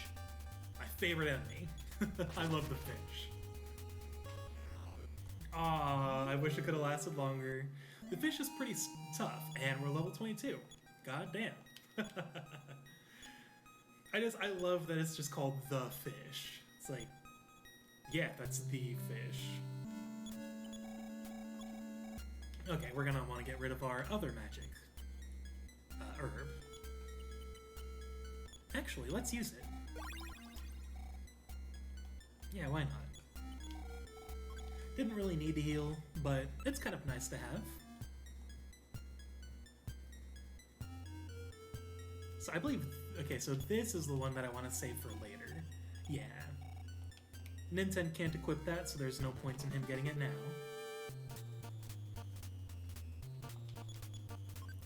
But later, when we have someone who can equip it, then yeah, it'd be more advantageous. I am a forgotten man. I'm not really here. You didn't have to notice me. Please, ignore me. I'm a man who does not exist. You talk so kindly, I don't know what to do. If I miss people, I cannot live alone anymore. My conversation is always a monologue. I've been alone from the moment I was born. Lucky, unlucky, it makes no difference to me. Sometimes even breathing becomes too much. Why do you insist on talking to me? Are you a forgotten man too? No. That's right. That is right? Go ahead, ignore me like everyone else. That's right, thank you. Such a weird interaction. Like, I can't really call that EarthBound humor, because it's not exactly funny, but it's definitely EarthBound. Like, that's the best way I could put it. Alright, now we're back in the overworld. But before we actually head into town, we're gonna want to go to the factory real quick. Bear. That's a cute bear design. I like it. He just grins and bears it. I am a genius. Ooh, what did we learn? Let's see. Oh! Multiple healing abilities. I was not aware. I thought we only had healing alpha and beta. When did we learn the other one? Did we learn them at the same time, maybe? But, like, it normally gives a message if you learn multiple PSI abilities, like, at once. It'll say, oh, Ninten learned something, Ninten learned something. Like, it says it twice, so... I don't know, maybe it considers some of them to be pairs or something? I'm not entirely sure, but hey, it's cool.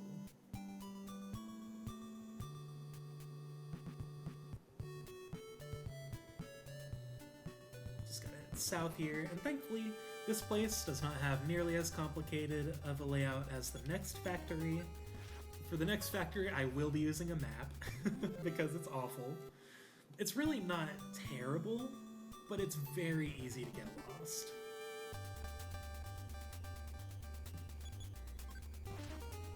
And I also want to make sure I get all the treasures. Or not all of them, but there are some good ones there, so I want to make sure I do get all of those.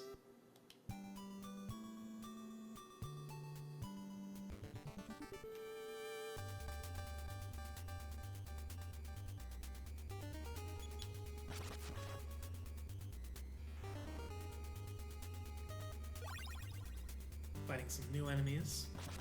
Always a fun time. There's a large variety of enemy designs in this game. It's actually pretty nice. Oh, level 23 already. We don't even need to grind here, my goodness.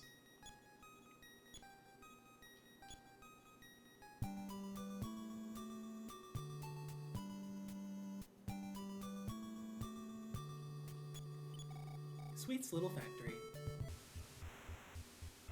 Oh yeah, compared to the next one, this place is real small.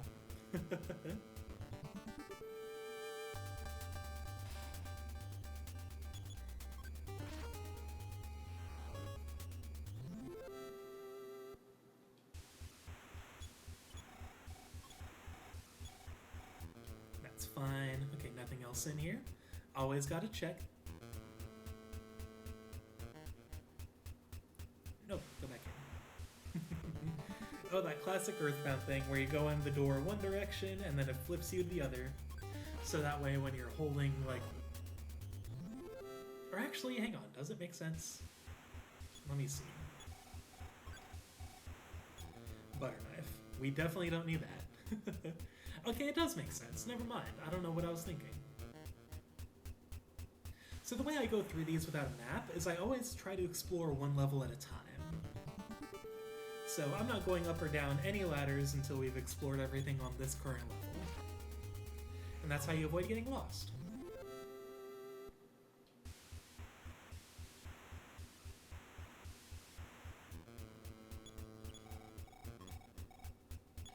And they really like giving us magic herbs, and I have no idea why.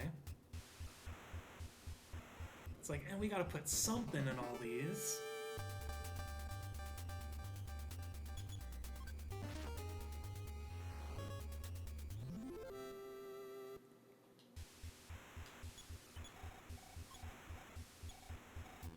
Okay, another item we don't need. So basically all of these are items we do not need. That is good to know. I believe we've explored this entire floor, so let's go to the basement level.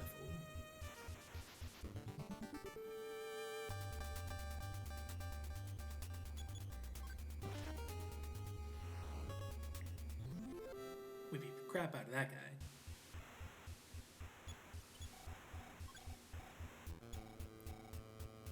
Don't need that, so that's perfectly fine. There will come a time when we may need that, but today is definitely not that day.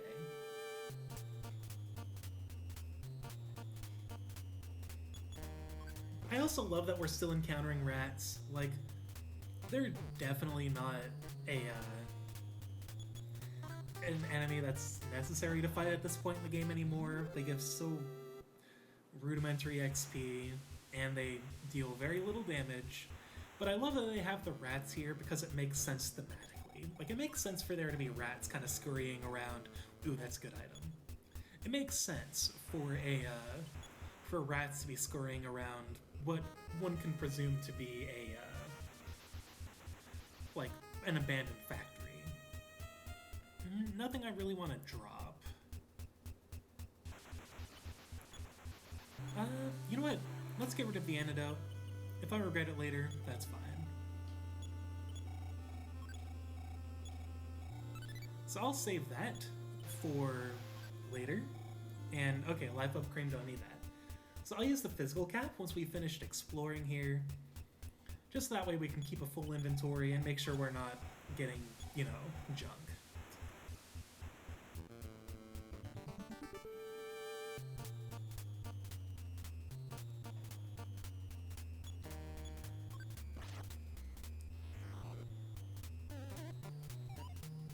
We're doing good though.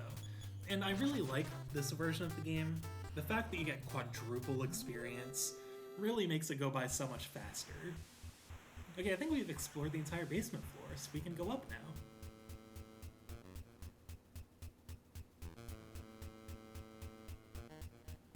Alright, we'll explore the first room we see, and then we will go left. Good adventurers always go left.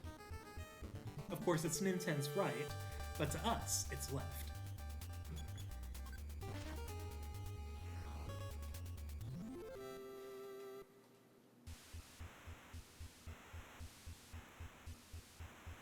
Oh, looks like there's another floor. We'll have to keep that in mind.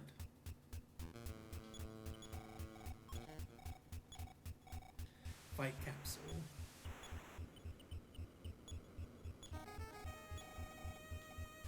Okay, there we go. And then I will go ahead and save this item.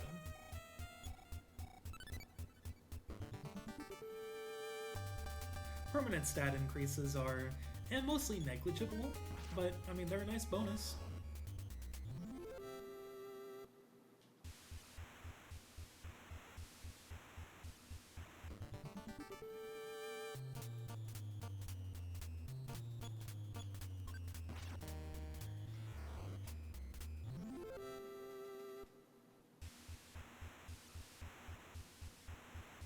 We've already gone in there. I'm using a D-pad to move, so the diagonal movement doesn't always cooperate. Antidote, don't need that.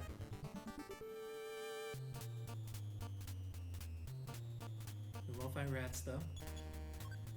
Did this nice song. Actually, I really liked this song as a kid. I say kid, I was like 17, but you know, I count that. But I really liked this song as a kid. Like, this entire game's soundtrack really spoke to me, especially the battle themes. Like, there are only 3 of them in this game, I think, but I really enjoyed all of them.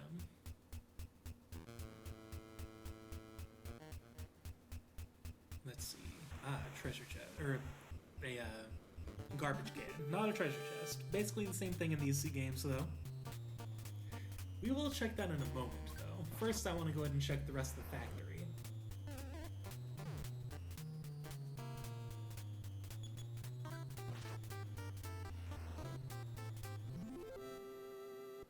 We can always come back here with Lloyd, and he can always pick up some of these items.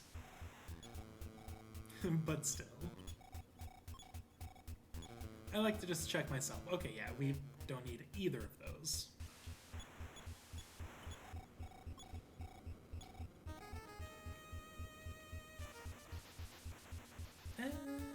Yeah, we'll check that when we're done. First, I want to see if there's any, like, if there are any other stat boosting items. We'll go ahead and see if they have them. If not, though, then we'll definitely just grab what's in that trash can and move on with our lives. Though I do definitely plan on coming back here with Lloyd, so that way maybe if there are any items that are useful to him, we can go ahead and use those. Or grab them, I suppose. The first thing we'd want to do when Lloyd joins the party, though, is go to Magicant, because the swimming cat had an item for him. I think it's an item that like boosts all his stats or something. It's very nice.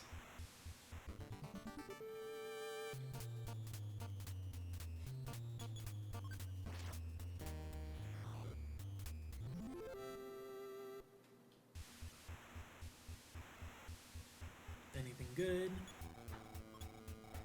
Quick capsule. Okay, nice. I will grab that.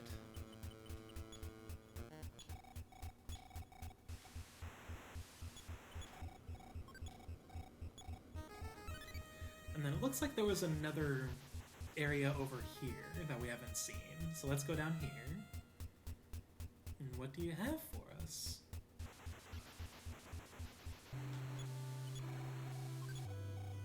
Antidote. Don't need that. Anything to the left,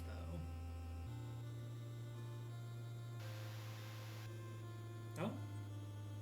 Wait. Have we been here? Are there 2 ladders here?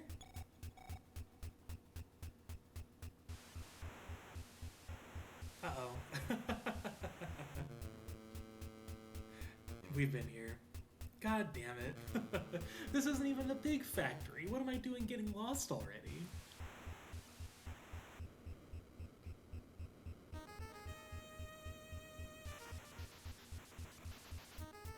And that's why we're using a map for the other one. Already a good sign. Or bad sign, I suppose.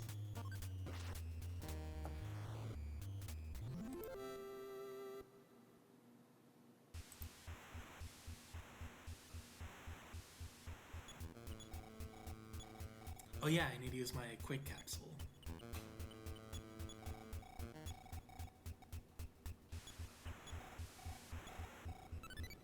There we go. Now we can get out of here. So we just go down those ladders, or that ladder we saw.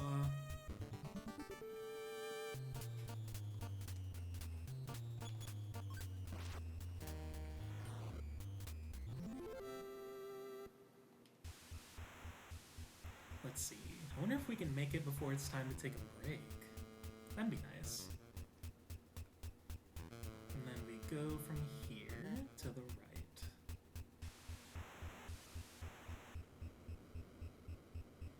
I don't think we'll make it to the school before then, but okay, we made it out of the factory, so that's nice. Ninten's all buffed up now. We got a bottle rocket. We're ready to cause some trouble in Marysville.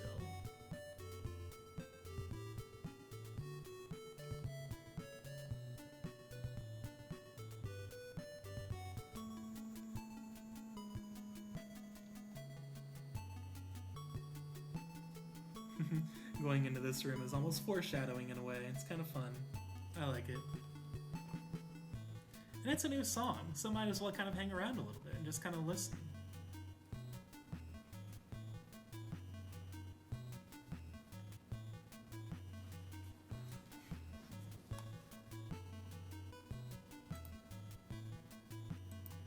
It's a vibe.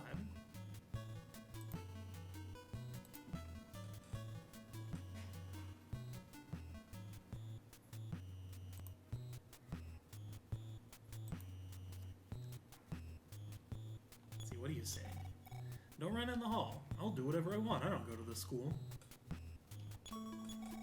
Small wounds can be treated here, but real sickness must be treated in the hospital. I am well aware. And we will definitely have to talk to the Marysville... Okay, I guess we do have to go upstairs first. We will definitely talk to the doctor here in Marysville. Wait a minute. I don't believe I've seen you before. I don't believe. That's a... I keep forgetting that's a typo. My brain just auto-corrects it to believe. Are you? Nah. Show me what you have. You don't have anything dangerous, do you? Oh yeah, no, you're good.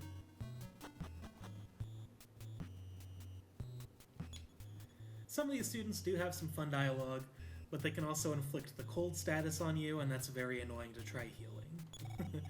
I was picking on that weakling Lloyd, but he got away. We've been picking on that weakling Lloyd, right? Oh, goodness.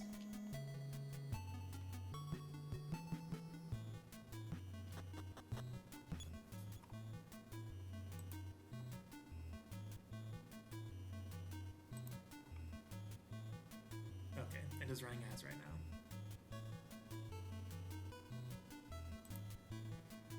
Good time as any for a break.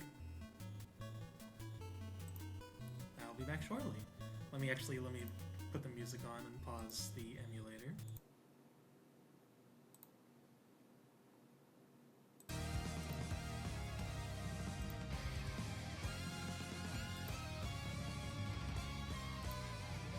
And then I will pause the recording.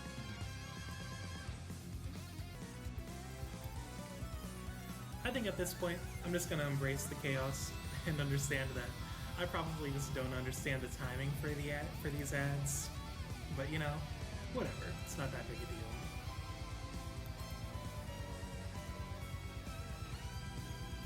I think we'll play for about another hour, and then we'll spend like the last hour making some writing progress, and just kind of do like a creative segment where we just kind of work on stuff, listen to some chill music, things like that. Anyway, let's get back to the game. Let me unpause it. Return. There we go. And everything is back as it should be. Alright, so we've seen the roof. Let's see. Okay, we can go in here now. Of course the door to the roof is locked. We can't have students sneaking out to play games when they should be studying, you know? Yes. It's not that big of a problem. My wife is a bigger problem. She doesn't get out of bed until afternoon each day. She won't even pack me a brown bag lunch. Isn't that just horrible? Yes. Then, when she does get up, she goes shopping. Luckily, I hid the credit cards from that woman. Don't you think she's a terrible wife? No. When she was young, she was very pretty. Come to think of it, she's not that bad after all. Would you like some tea? Yes. You are a pretty good kid. You say you need to go up to the roof? Follow me. And Nintendo out here just casually saving someone's marriage.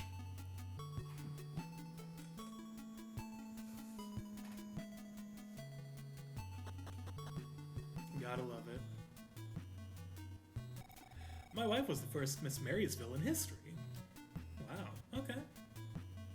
Ah, we went through them. I don't think I've ever actually seen that, like, firsthand.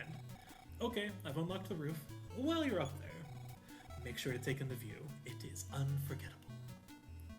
I'll have to keep that in mind then, won't I? Heck yeah. I love that. Such nice sprite work. Oh, trash can's moving. And there it is, our future destination, and hell awaits. It's really not that bad of a dungeon, actually. A lot of people kind of blow it out of proportion. I don't think it's that bad. Who are you? I won't come out. If I do, everyone will pick on me. You want to be my friend? Don't tell anyone, but I stole some explosives. Oh, do you have to say yes? I was gonna say no, I'm not gonna tell anyone. I'm coming out now. There's the boy. Hi, I'm Lloyd. I wanted to fly the bottle rockets that the sweet little factory was producing. Wow, this bottle rocket is sure to cause a bang. We may be able to make some more on our own. Come with me to lab. I love that this is our introduction to Lloyd. It's like, it's so just fun and playful. Later we should go to Duncan's factory. I've heard they're constructing an incredible rocket. I love my nerdy neurodivergent boy. They call me names, Weakling, or Four Eyes, or worse. I'm sure that you've heard them.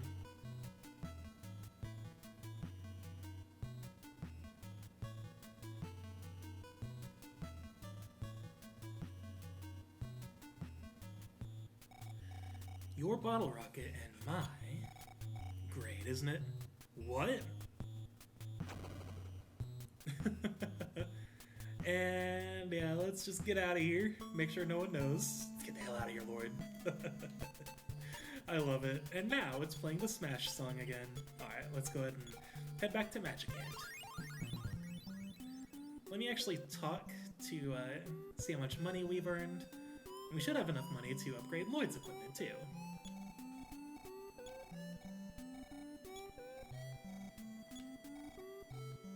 Heck yeah. And this will also be a good level grinding spot for Lloyd as well. And we're going to want to get him up to like level 15, I'd say. That's probably going to be the way to go.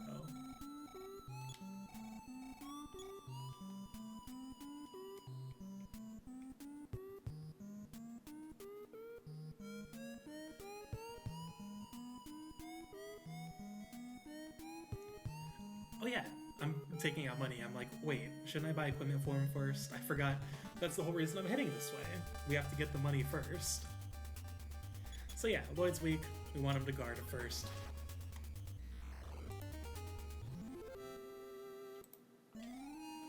He's gonna gain levels out the wazoo here, though, that's for sure.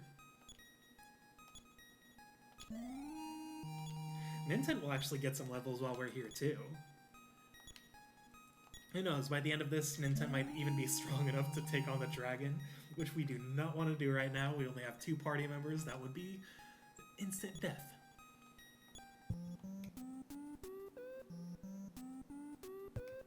Wait, did I go the wrong way? God damn it, yes I did. This bridge leads to nothing. It's just literally a place. It's just here. No NPCs, no nothing. It's just there.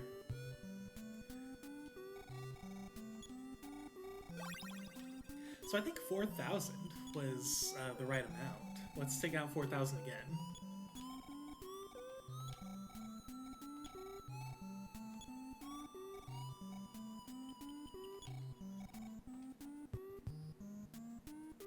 And that should be enough to get our boy Lloyd some decent defense.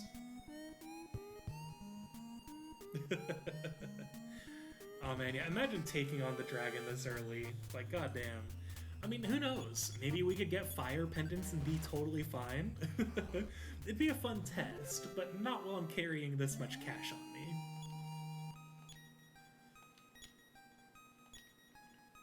And not when Lloyd's only level 5.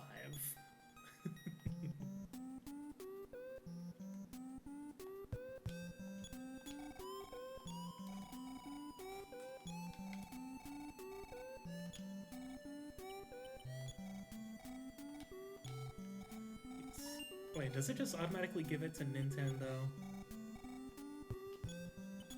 Yes, oh wait, no it doesn't. Oh yeah, here, let me go ahead and give the bottle rocket to him as well. Because that's an item only he can use, I believe.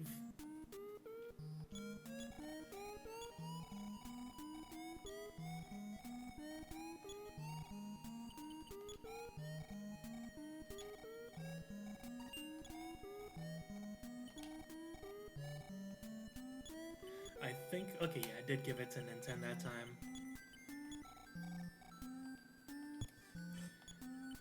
Lloyd, go ahead and equip that. And we'll go ahead and give him the H2O pendant as well.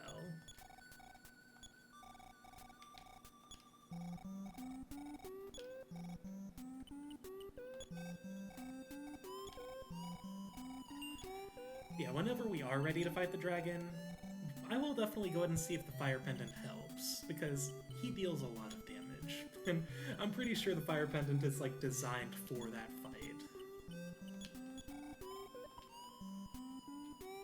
Alright, no weapon for Lloyd so far, but that's fine. I don't think we'll get a weapon for him for a while, so he'll be fighting unarmed for a bit. But there are battle items he can use. I think you can buy them in Marysville.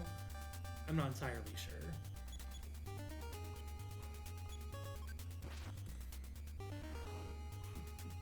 Wait, does this emulator let me use the analog stick? Let me see. After this level up, of course. It does. Okay, cool. Diagonal movement is so much easier with an analog stick.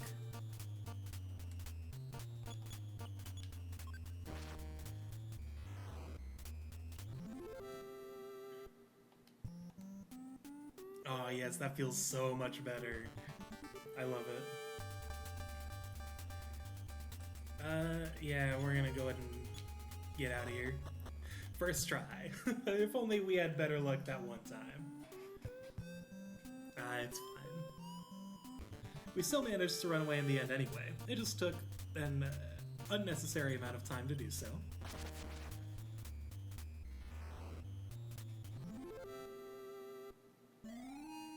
Oh yeah, Ninten leveled up. How much you want to bet Lloyd leveled up too?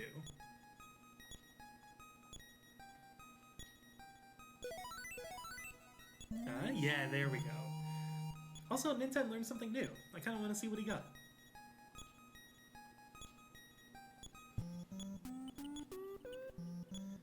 Let's see. Oh, I think it might be defense up beta. Yeah. Okay, I think that's exactly what it was. Nice. I don't know what the conditions are for learning certain PSI abilities. I think some of them are like attached to level, but not all of them. I think some of them have unique conditions to learn.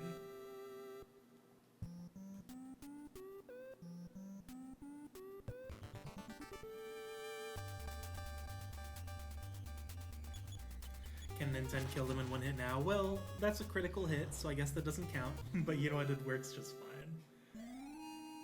Okay, I was watching Ninten's XP tally up, so I was really confused for a second. I'm like, wait, did Ninten gain another level? I would have been very surprised. Yeah, I think by the time we're done with this, Ninten will probably be almost level 30. Not if we keep encountering these guys. At least having multiple party members means more chances for running, because I think it actually takes every person running into consideration. See, it's not like one person running for the entire party.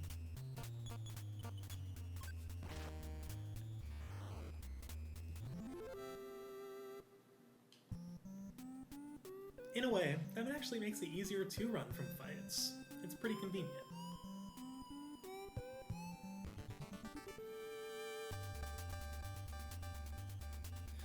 Two of these bad boys. Alright, Ninten, don't crit, I just want to see your regular damage. Not enough to kill. Alright, noted.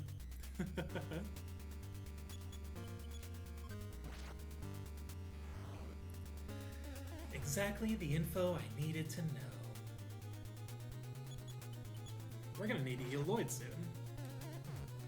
Maybe we'll drop by the fountain, just to restore our HP, especially since it's not like Ninten's using any PP. I think once Lloyd gets to level 10, or if his HP starts kind of getting a little too low, we'll go ahead and heal up. But I think he's fine for now. I think he can last to level 10. He'll be fine. I'm actively challenging the game to just beat me into the ground right now.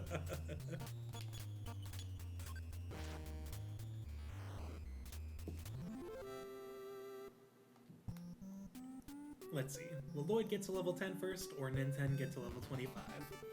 I have a feeling Lloyd will level up first. Not if we keep encountering this jerk.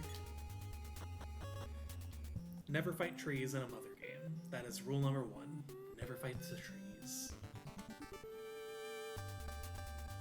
Oh, but the skinny trees are fine. The big trees are the problem.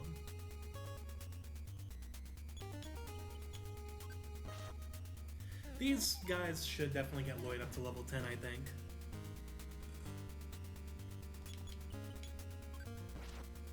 I'm also sure Lloyd doesn't have to defend anymore. I'll feel more confident when he has higher HP, though. You know, let's see, how much damage will Lloyd deal? Yeah, 1 damage, that's what I thought. See, I don't need to have him attack right now. Nin10's gonna be our heavy hitter for the time being. At least until we get some attack items for Lloyd, or at least a weapon. He'll mostly be using attack items like Jeff, though. That is, if I can actually find them. Alright, let's see. How long will it take to get him up to level 15? Depending on that, will ultimately decide for me how much we'll do some level grinding. If it takes a while to get to 15, then we'll stop at 15. If it doesn't take a while, then I'll actually grind until he's level 20, because why not? Although, now that we have an extra party member, the XP is being divided, so it probably will take longer to get him up to level 20 than it took to get Nin10 up there. So yeah, level 15 will probably be the good stopping point, and then we'll be able to progress from there. And really, we don't actually need to do this much grinding. Just fighting regular enemies in the factory will usually do it, but I like to make sure Lloyd doesn't die, because if he dies while we're in that factory, well, we're gonna have some problems. We want him alive, so that way he can actually get all the XP in there.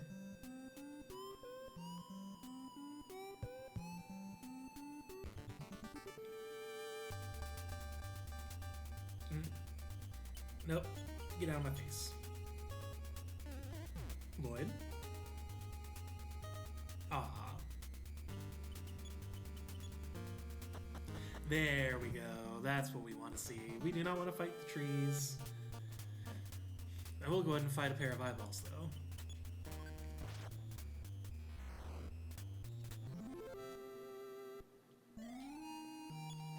Okay, it's not taking too long. Level 20 might be pushing it a little bit, though. Maybe we'll do like a couple extra levels outside of 15. Like maybe 16, 17, maybe 18. We'll have to see.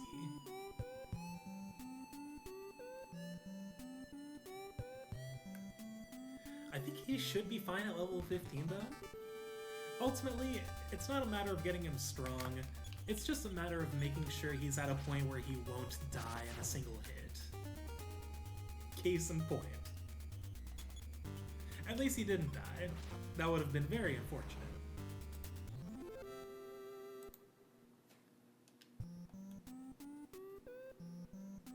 Would have been kind of funny, though. I gotta admit. And like, at least reviving him wouldn't take too much effort, I think. I think you can revive at the hospital here. I'd be very surprised if you couldn't. This place is kind of like Saturn Valley and EarthBound. It's free healthcare. It's really nice.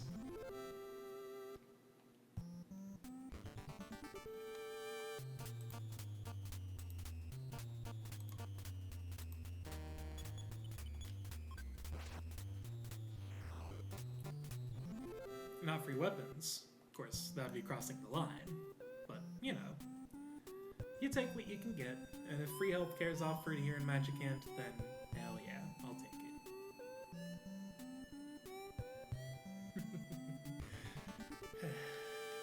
Just rambling, pretty much. Ooh. Damn, Nin10? Already dealing almost 100 damage. That's pretty good. And thankfully it's really not taking Lloyd all that much to level up. That's very nice. Thank you, Lloyd. I wonder if we can unlock the train this stream. It might be possible. It'd be really cool to end the gameplay segment of the stream, or the gameplay section of the stream, in like Snowman or something. That'd be cool. And like get both Lloyd and Anna in the party in one stream. That'd be cool. It's possible. But I do want to end the gameplay section at the 3-hour mark. So as to whether or not it's possible, we'll see. The factory may take a bit. Hopefully not too long, but it will definitely take a little while.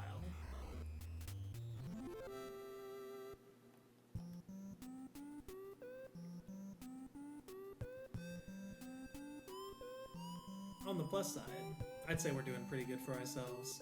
I do appreciate that this version of the game makes level grinding so much easier. If we were playing the original, we probably wouldn't have Lloyd yet.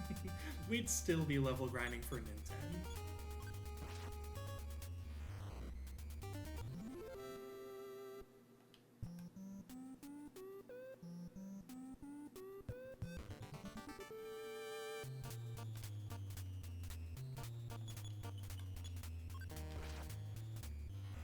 Perfect.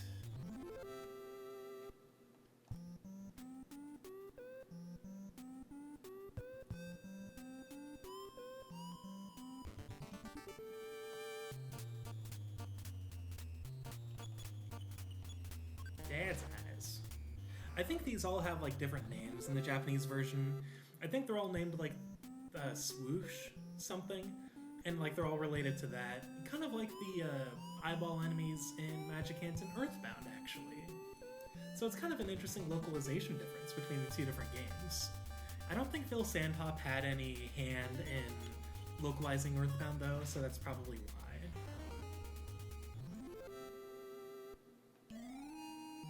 Perfect. Level 13. I wonder how much longer it'll take to get him up to 15. Probably not too much longer. We've been doing pretty good, I'd say. Forgot the D there. I'm an author, I can grammar, I swear. Thank you for successfully running, guys. Yeah, I'm excited to get to the creative portion of the stream. I've been making some decent progress in my book. I don't think I'll make the book as visibly clear as it has been in the past, just so that way there's not really any spoilers or anything. But I think it'll be just a fun time in general to, oh, and of course Nintendo levels up, but it'll be a fun time to just kind of put on some chill music and kind of work on our creative projects just on stream. One of these days I'd love to do an entire stream of that, which I have done in the past, but, you know, it's just difficult to commentate sometimes. And I mean, it's not like you have to commentate when you're just doing a purely creative stream. I guess it's just kind of an obligation I feel when I'm writing to be able to kind of talk and say stuff. But I guess the point of doing a creative stream is kind of that working together element, you know what I mean? So that's usually my main concern when I do stuff like that. I am pretty proud of where the story is going, though. It has been very nice to explore kind of the psyche of a certain character that I haven't really explored much before. I have a lot of dream sequences or like vision sequences that kind of explore the inner machinations of one's mind, and they are an enigma. But I really like those kinds of sequences in books. I think Persona is to blame. I just kind of like the deep dive into someone's mind and like having it be a tangible thing that readers can understand. I think it's very fun.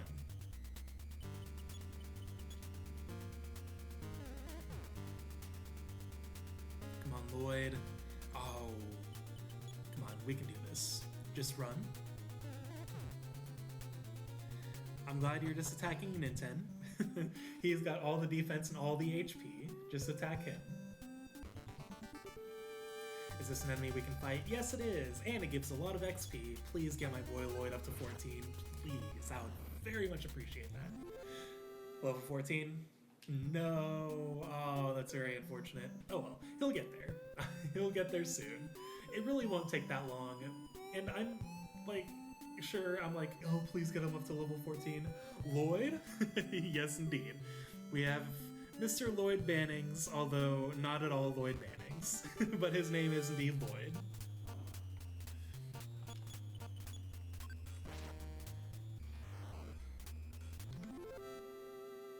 I mean, who knows? He could be Lloyd Bannings from another universe. Totally different character, but who knows?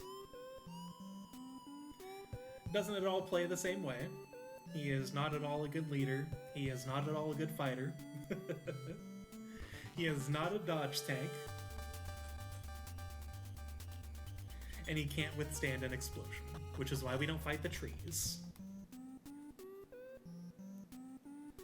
Yeah, he's a little weak boy right now, so that's why my main concern is just getting his level up.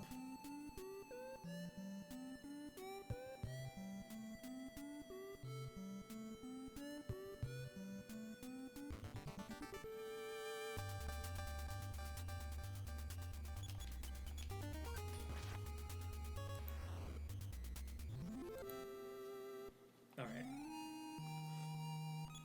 I'm gonna set a timer for 5 minutes. Because ads are gonna run again soon, and I want to make sure I actually time my break around the ad this time. Because Twitch just likes to play them.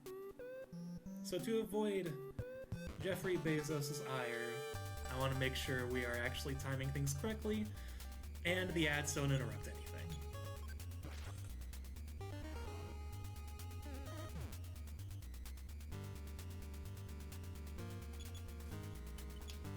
Oh, is Ninten killing them in one hit now? Oh, hell yeah, he is! I guess level 25 was the boost he needed. Hope I get the Little Caesars ad, I know, right? My goodness. Freaking Twitch, I swear. Oh well. At least we're not playing like a super story-heavy game, so at least ads won't be playing in like the middle of some super intense cutscene or something, you know?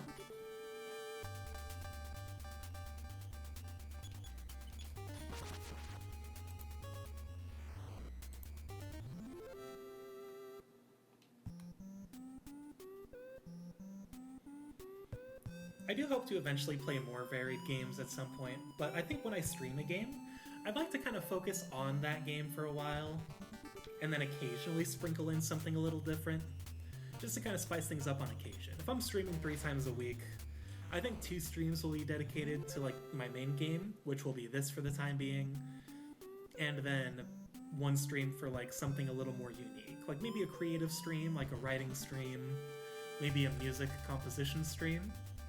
Or, like this week, I'm hoping to stream with my significant other, and maybe I'll have them play, like, Trails in the Sky first chapter, like every few weeks or something.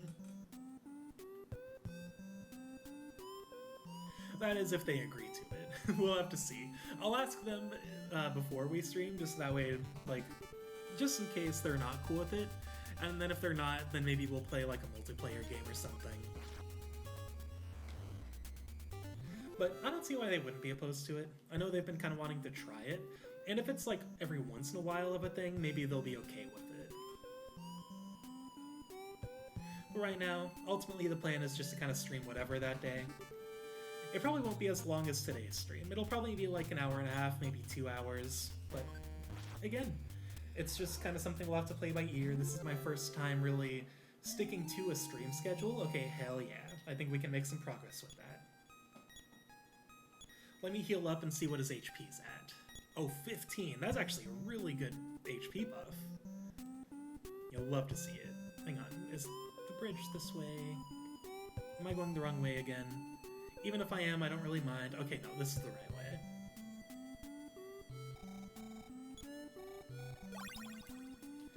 What's his HP at? 91. I still feel a little iffy. What's his defense at? So, Ninten's at 108. 61. Okay, I don't feel super good about leaving Magicant right now, but I think I will.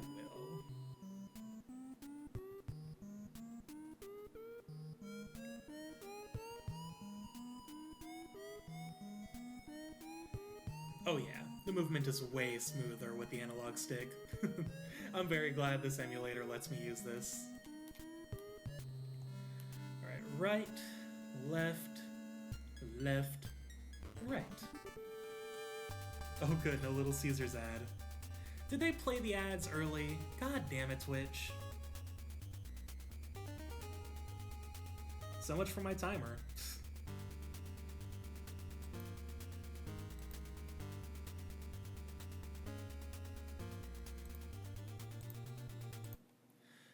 Alright, break time, I guess.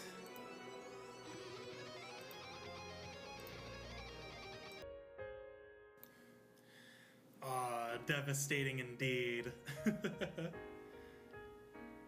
Alright. Should be good. Let's see. How long until the next ad? It says 32 minutes. I don't believe that for a second. I'm gonna set a timer for 28 minutes. And hopefully we get it right. Freaking Twitch, dude. Alright. Let's pause this song. I believe this is a... What is this song? It's a classical piano piece. This is the Persona 2 version, but it's a classical piano piece, and it's a... Not Claire de Lune, I think. It's a... What is it? Maybe it is Claire de Lune. I don't know. I used to know classical music. I don't know the names very well. But anyway. Let's go and return.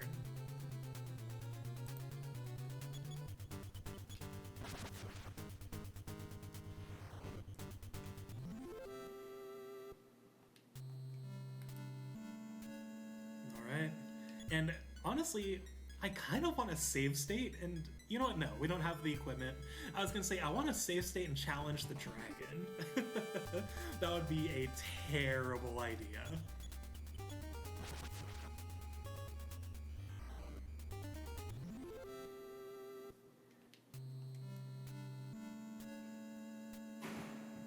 Once Anna joins the party, though, we definitely will be.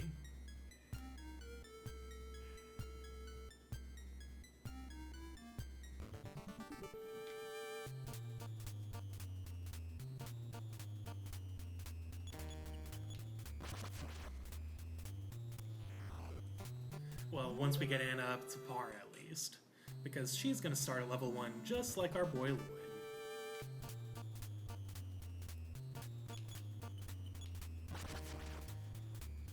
Alright, first things first, we're definitely gonna want to go around town talking to people. Because I know that someone in town... Oh, come on. I know that someone in town gives an item that allows us to use payphones for free. It's like 50 uses, I think. It's very nice. Wow, these encounters do not want us to get out of this cave.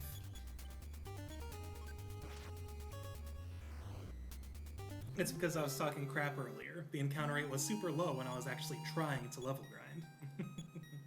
And it's okay, Lloyd got an extra level. We're all the better for it.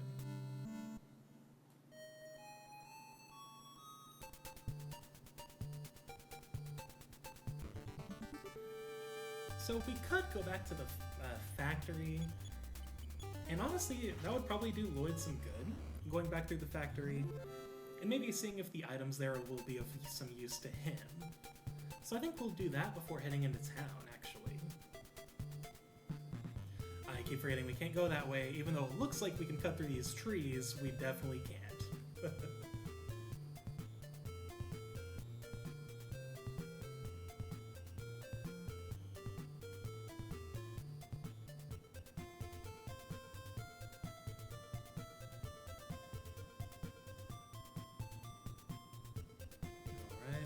There. Hell yeah. And let's see. We might as well just go all the way through it again, just see if there's anything valuable. Magic herb, don't really need that, but I mean, it's an item we can easily discard or use if need be, so I don't really mind. And Lloyd really doesn't need to defend here, but he is not going to deal a lot of damage. My boy here does not have any weapons. We might be able to buy him a weapon in town. I don't actually know, though.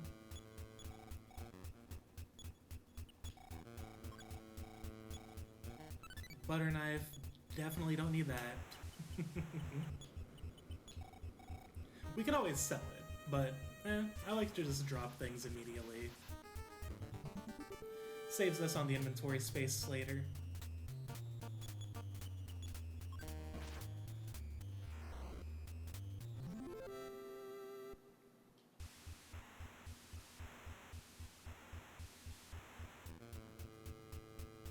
nothing. Alright, that's fine. This is kind of like an extension of our level grinding, but it's like level grinding with a purpose, so we actually have someplace we want to go. Oh, hang on, let me check something. Okay.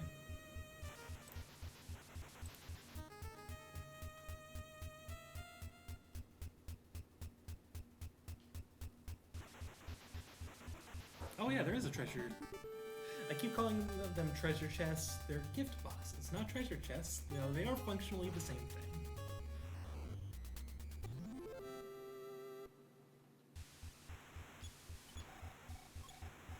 A rope. I'm gonna go ahead and drop that. We definitely don't need it.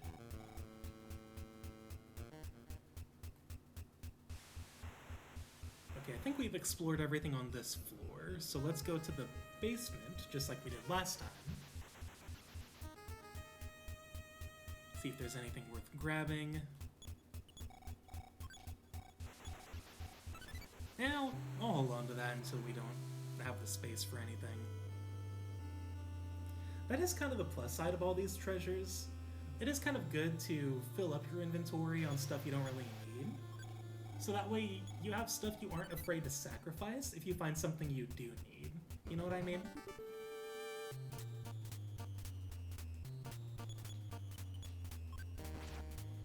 Whereas Nintendo has a bunch of key items, so that's all stuff we can't throw away.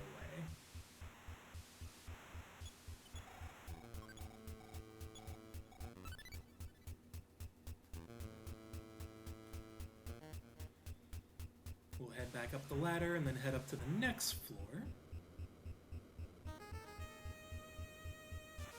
As always, good adventurers go left. Nothing in here. Alright, well, let's check out anything else we have. So let's see. What was in here again? I have a bad memory, so open it. Even though I checked these already, it's like I'm checking them for the first time. So I'm perfectly okay with that. We'll go up that ladder momentarily. I just want to go ahead and check out this door first, of course. Such a good track. Honestly, pretty much the entirety of this game's soundtrack is good. Like, there are a couple songs I'm not a big fan of, but that's because they're mostly like ambient tracks, kind of like Alien Investigation. But even then, the bass is kind of good in that. I do like the subtle chord progression of that song.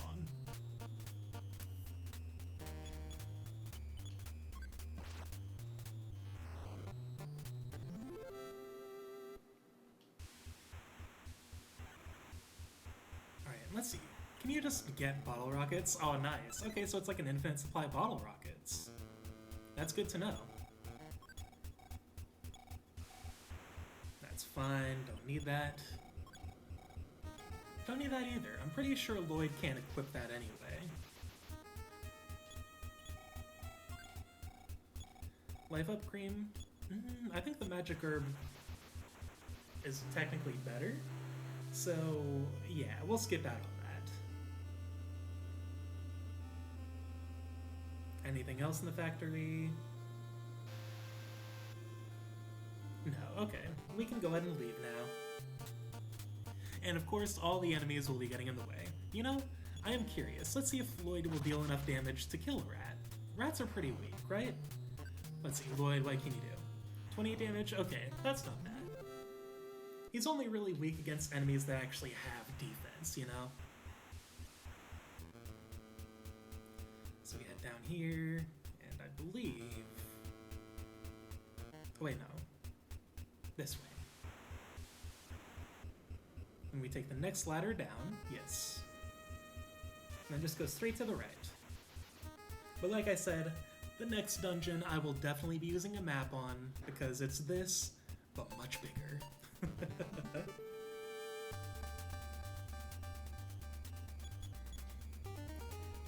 Wait, no.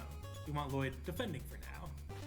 Even though he has decent equipment, it's still much better to be safe than sorry.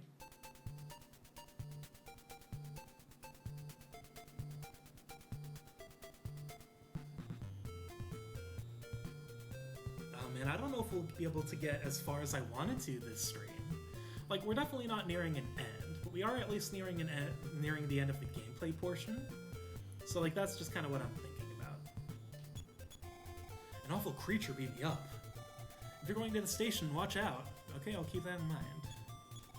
I heard the curfew in Podunk has been lifted.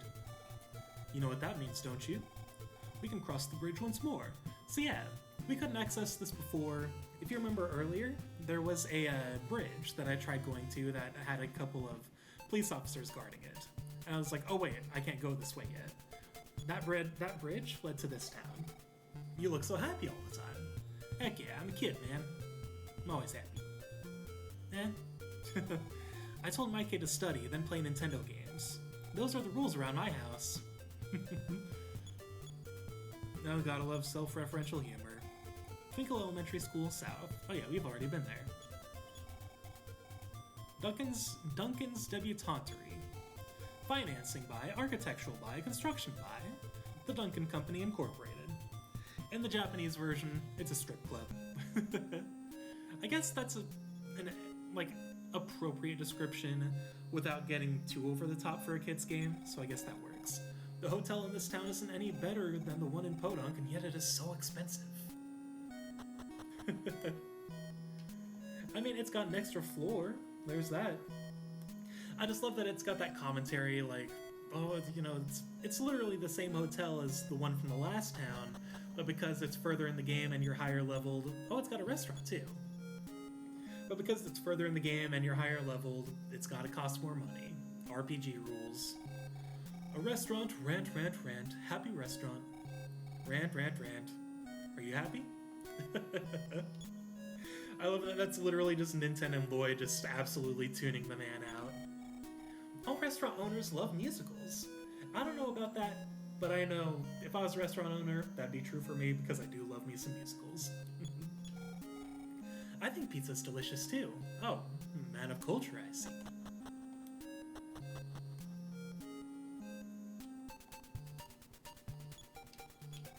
Duncan Enterprises plans to build a strip joint here. No one in town likes the idea of that at all. Okay, so they just straight up say it? Wow.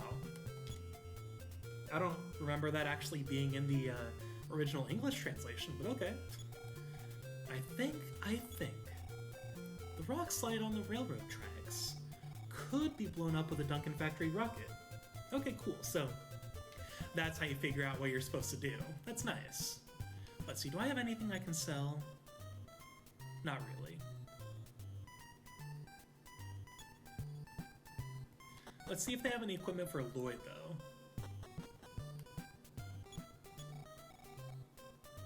Boomerang, yes. Okay, we're definitely going to want to get that for him.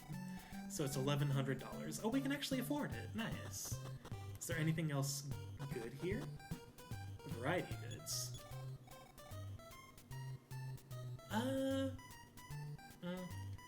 If you're a regular person, you're going to want the repel ring. I am not a regular person, though, so I don't buy it. I think the repel ring, like, lowers the encounter rate or something like that. Alright, so we're going to go ahead and have Lloyd use the Life Up Cream on yourself.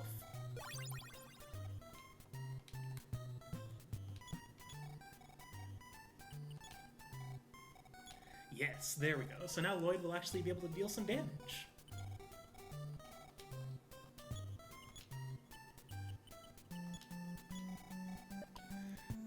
And I will want to save here, just so that way in case, on the off chance that we do get a game over, we can revive here and not Magicant, but not until I get the cash card. Oh, I think this is where we get it. Excuse me, could you answer this questionnaire? Yes. Do you think the train tickets are too expensive? Yes. Have you used the bullhorn? No. Thank you for your cooperation. In exchange for your time, this telephone card is for you. Perfect. So we're going to want to go ahead and head back in here and use our card. There we go. So now it doesn't cost money to save. Very nice.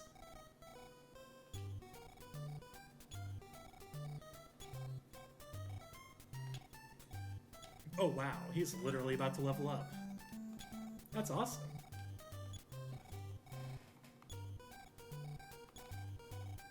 Oh no, we're continuing, man. You think we're gonna stop at all this playthrough? No. No, sir. Okay, we've still got a little time left. Maybe we can at least, like, head to the factory. Oh yeah, I want to buy bread. I want to make sure we have bread on hand, so that way we can fast travel to the beginning of the dungeon.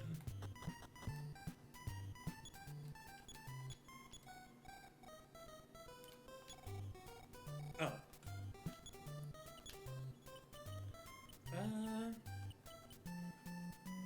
I mean, we've got plenty of items we can just get rid of.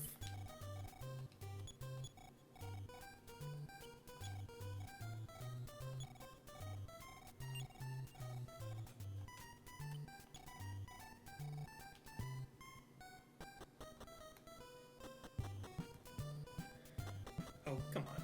There we go. I am using the analog stick to move now, so my movement's not quite as precise. Have I spoken to this fellow? I don't think so. Oh, come on. Like I said, not as precise. I got this from Duncan's factory in the north. Wait, what? Does he give us an item?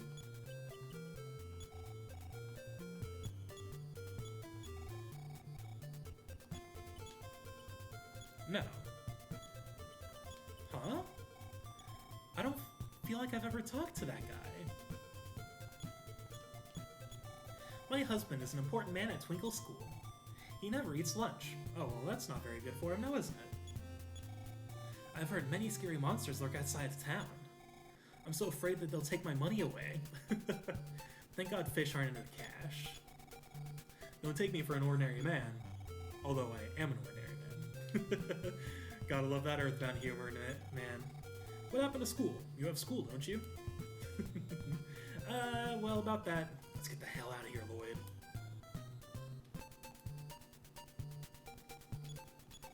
Big rocks block the railroad. The train cannot pass. Oh yeah, I'm well aware. Welcome to Marysville. Cheap, fast, and handsome. The best doctor is old Sawbones Benny. Take advantage of specially priced treatments now. Whether dead or alive, protect your life. So in a way, this is the best hospital outside of Magicant, because the hospital will always cost, I think, like, half of your money or something, or like, all of it but one. So let's see. First, show me your money, then I'll treat you. Well, in your case, I'll have to bill $100 for your treatment. Okay, see, it's always half of your money. The special price was set just for you. So the reason I wanted to talk to him is his dialogue when you say no. Fine, die all on your own, I'll phone a mortician. I love that so much. It isn't a bad hospital to visit. Like, if you just carried, like, $2 on you, then it'll only cost $1. So it's really not that bad.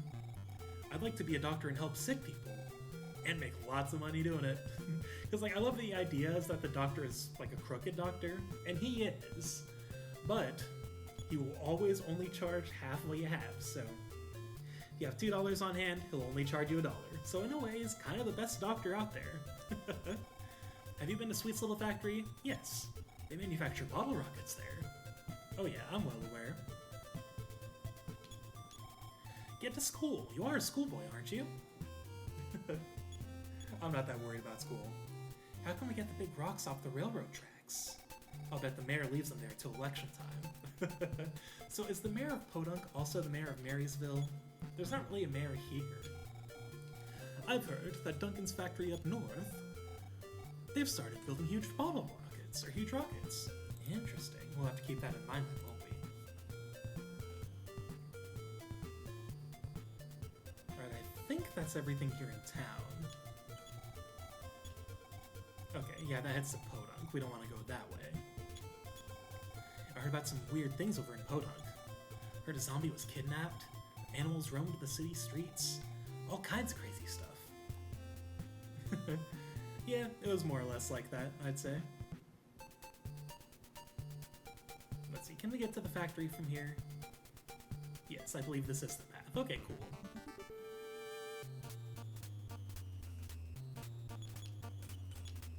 We don't really need Lloyd to defend here, but it's just good to do.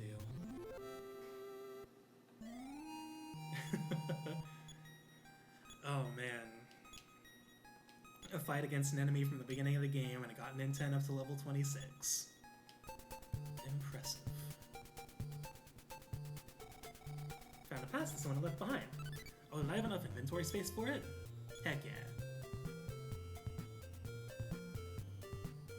I think we do technically need it to get into the factory. And I mean, they give it to you by default. I wonder if they let you pass if you don't have the inventory space. Like, oh, you can't pick up the pass, but like they just let you go anyway. Or if they like send you back. It's an NES game, so I'm assuming it's not that complicated.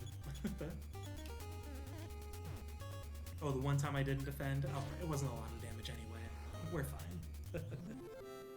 I was worried over nothing.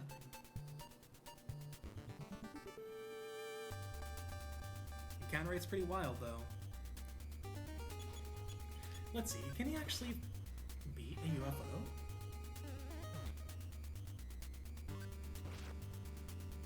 Yes, nice.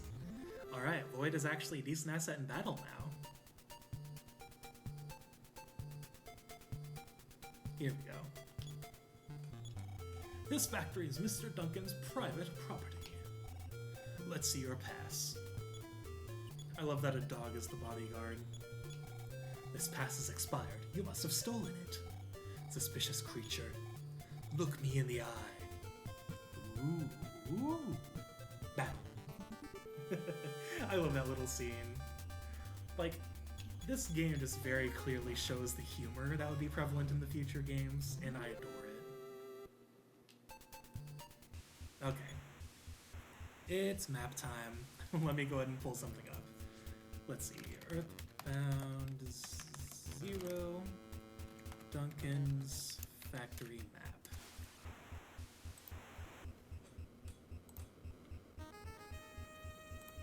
Let's see, can I see a zoomed in version? Yes, thank you. Where's the entrance? Okay, right there.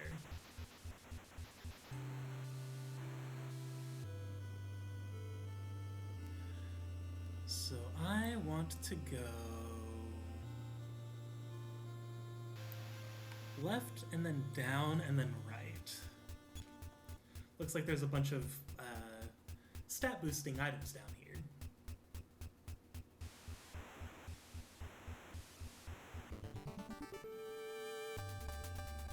Oh, yeah, and then when I come back, I need to remember to use the bread at the start of the dungeon. That way we can actually teleport back, and we won't have to go all the way back manually.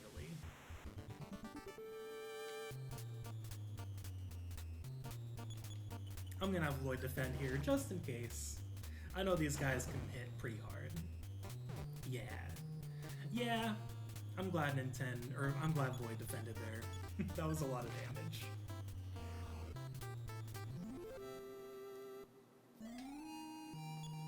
You level up though, he definitely will get a fair amount of levels from this factory, I think.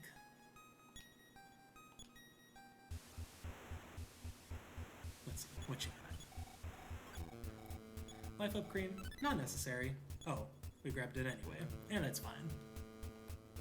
I'll probably use it on N10 actually. Not the worst idea.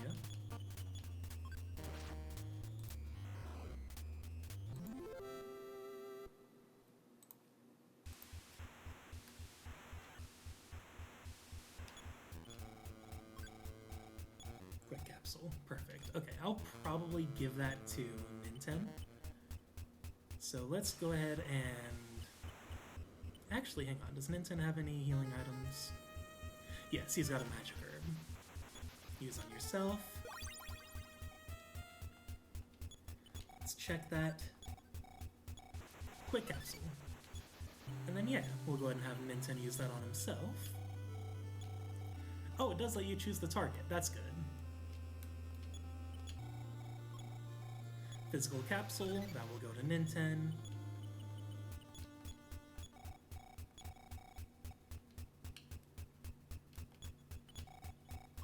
And I mean, you could give these to Lloyd and just have him, and to kind of like make up for his shortcomings. But I'd also just like really buffing N10. I feel like that's the way to go. Okay, and there's nothing else here that's of value. So let's go back to the entrance.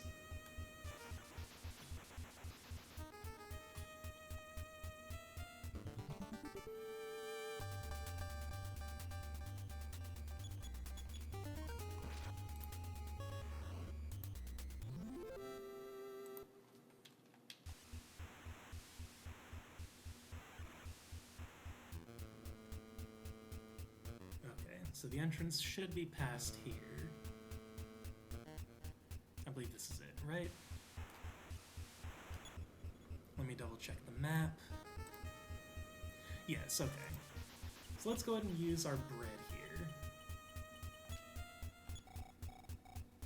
There we go. Okay, so now we can just fast travel to this point later.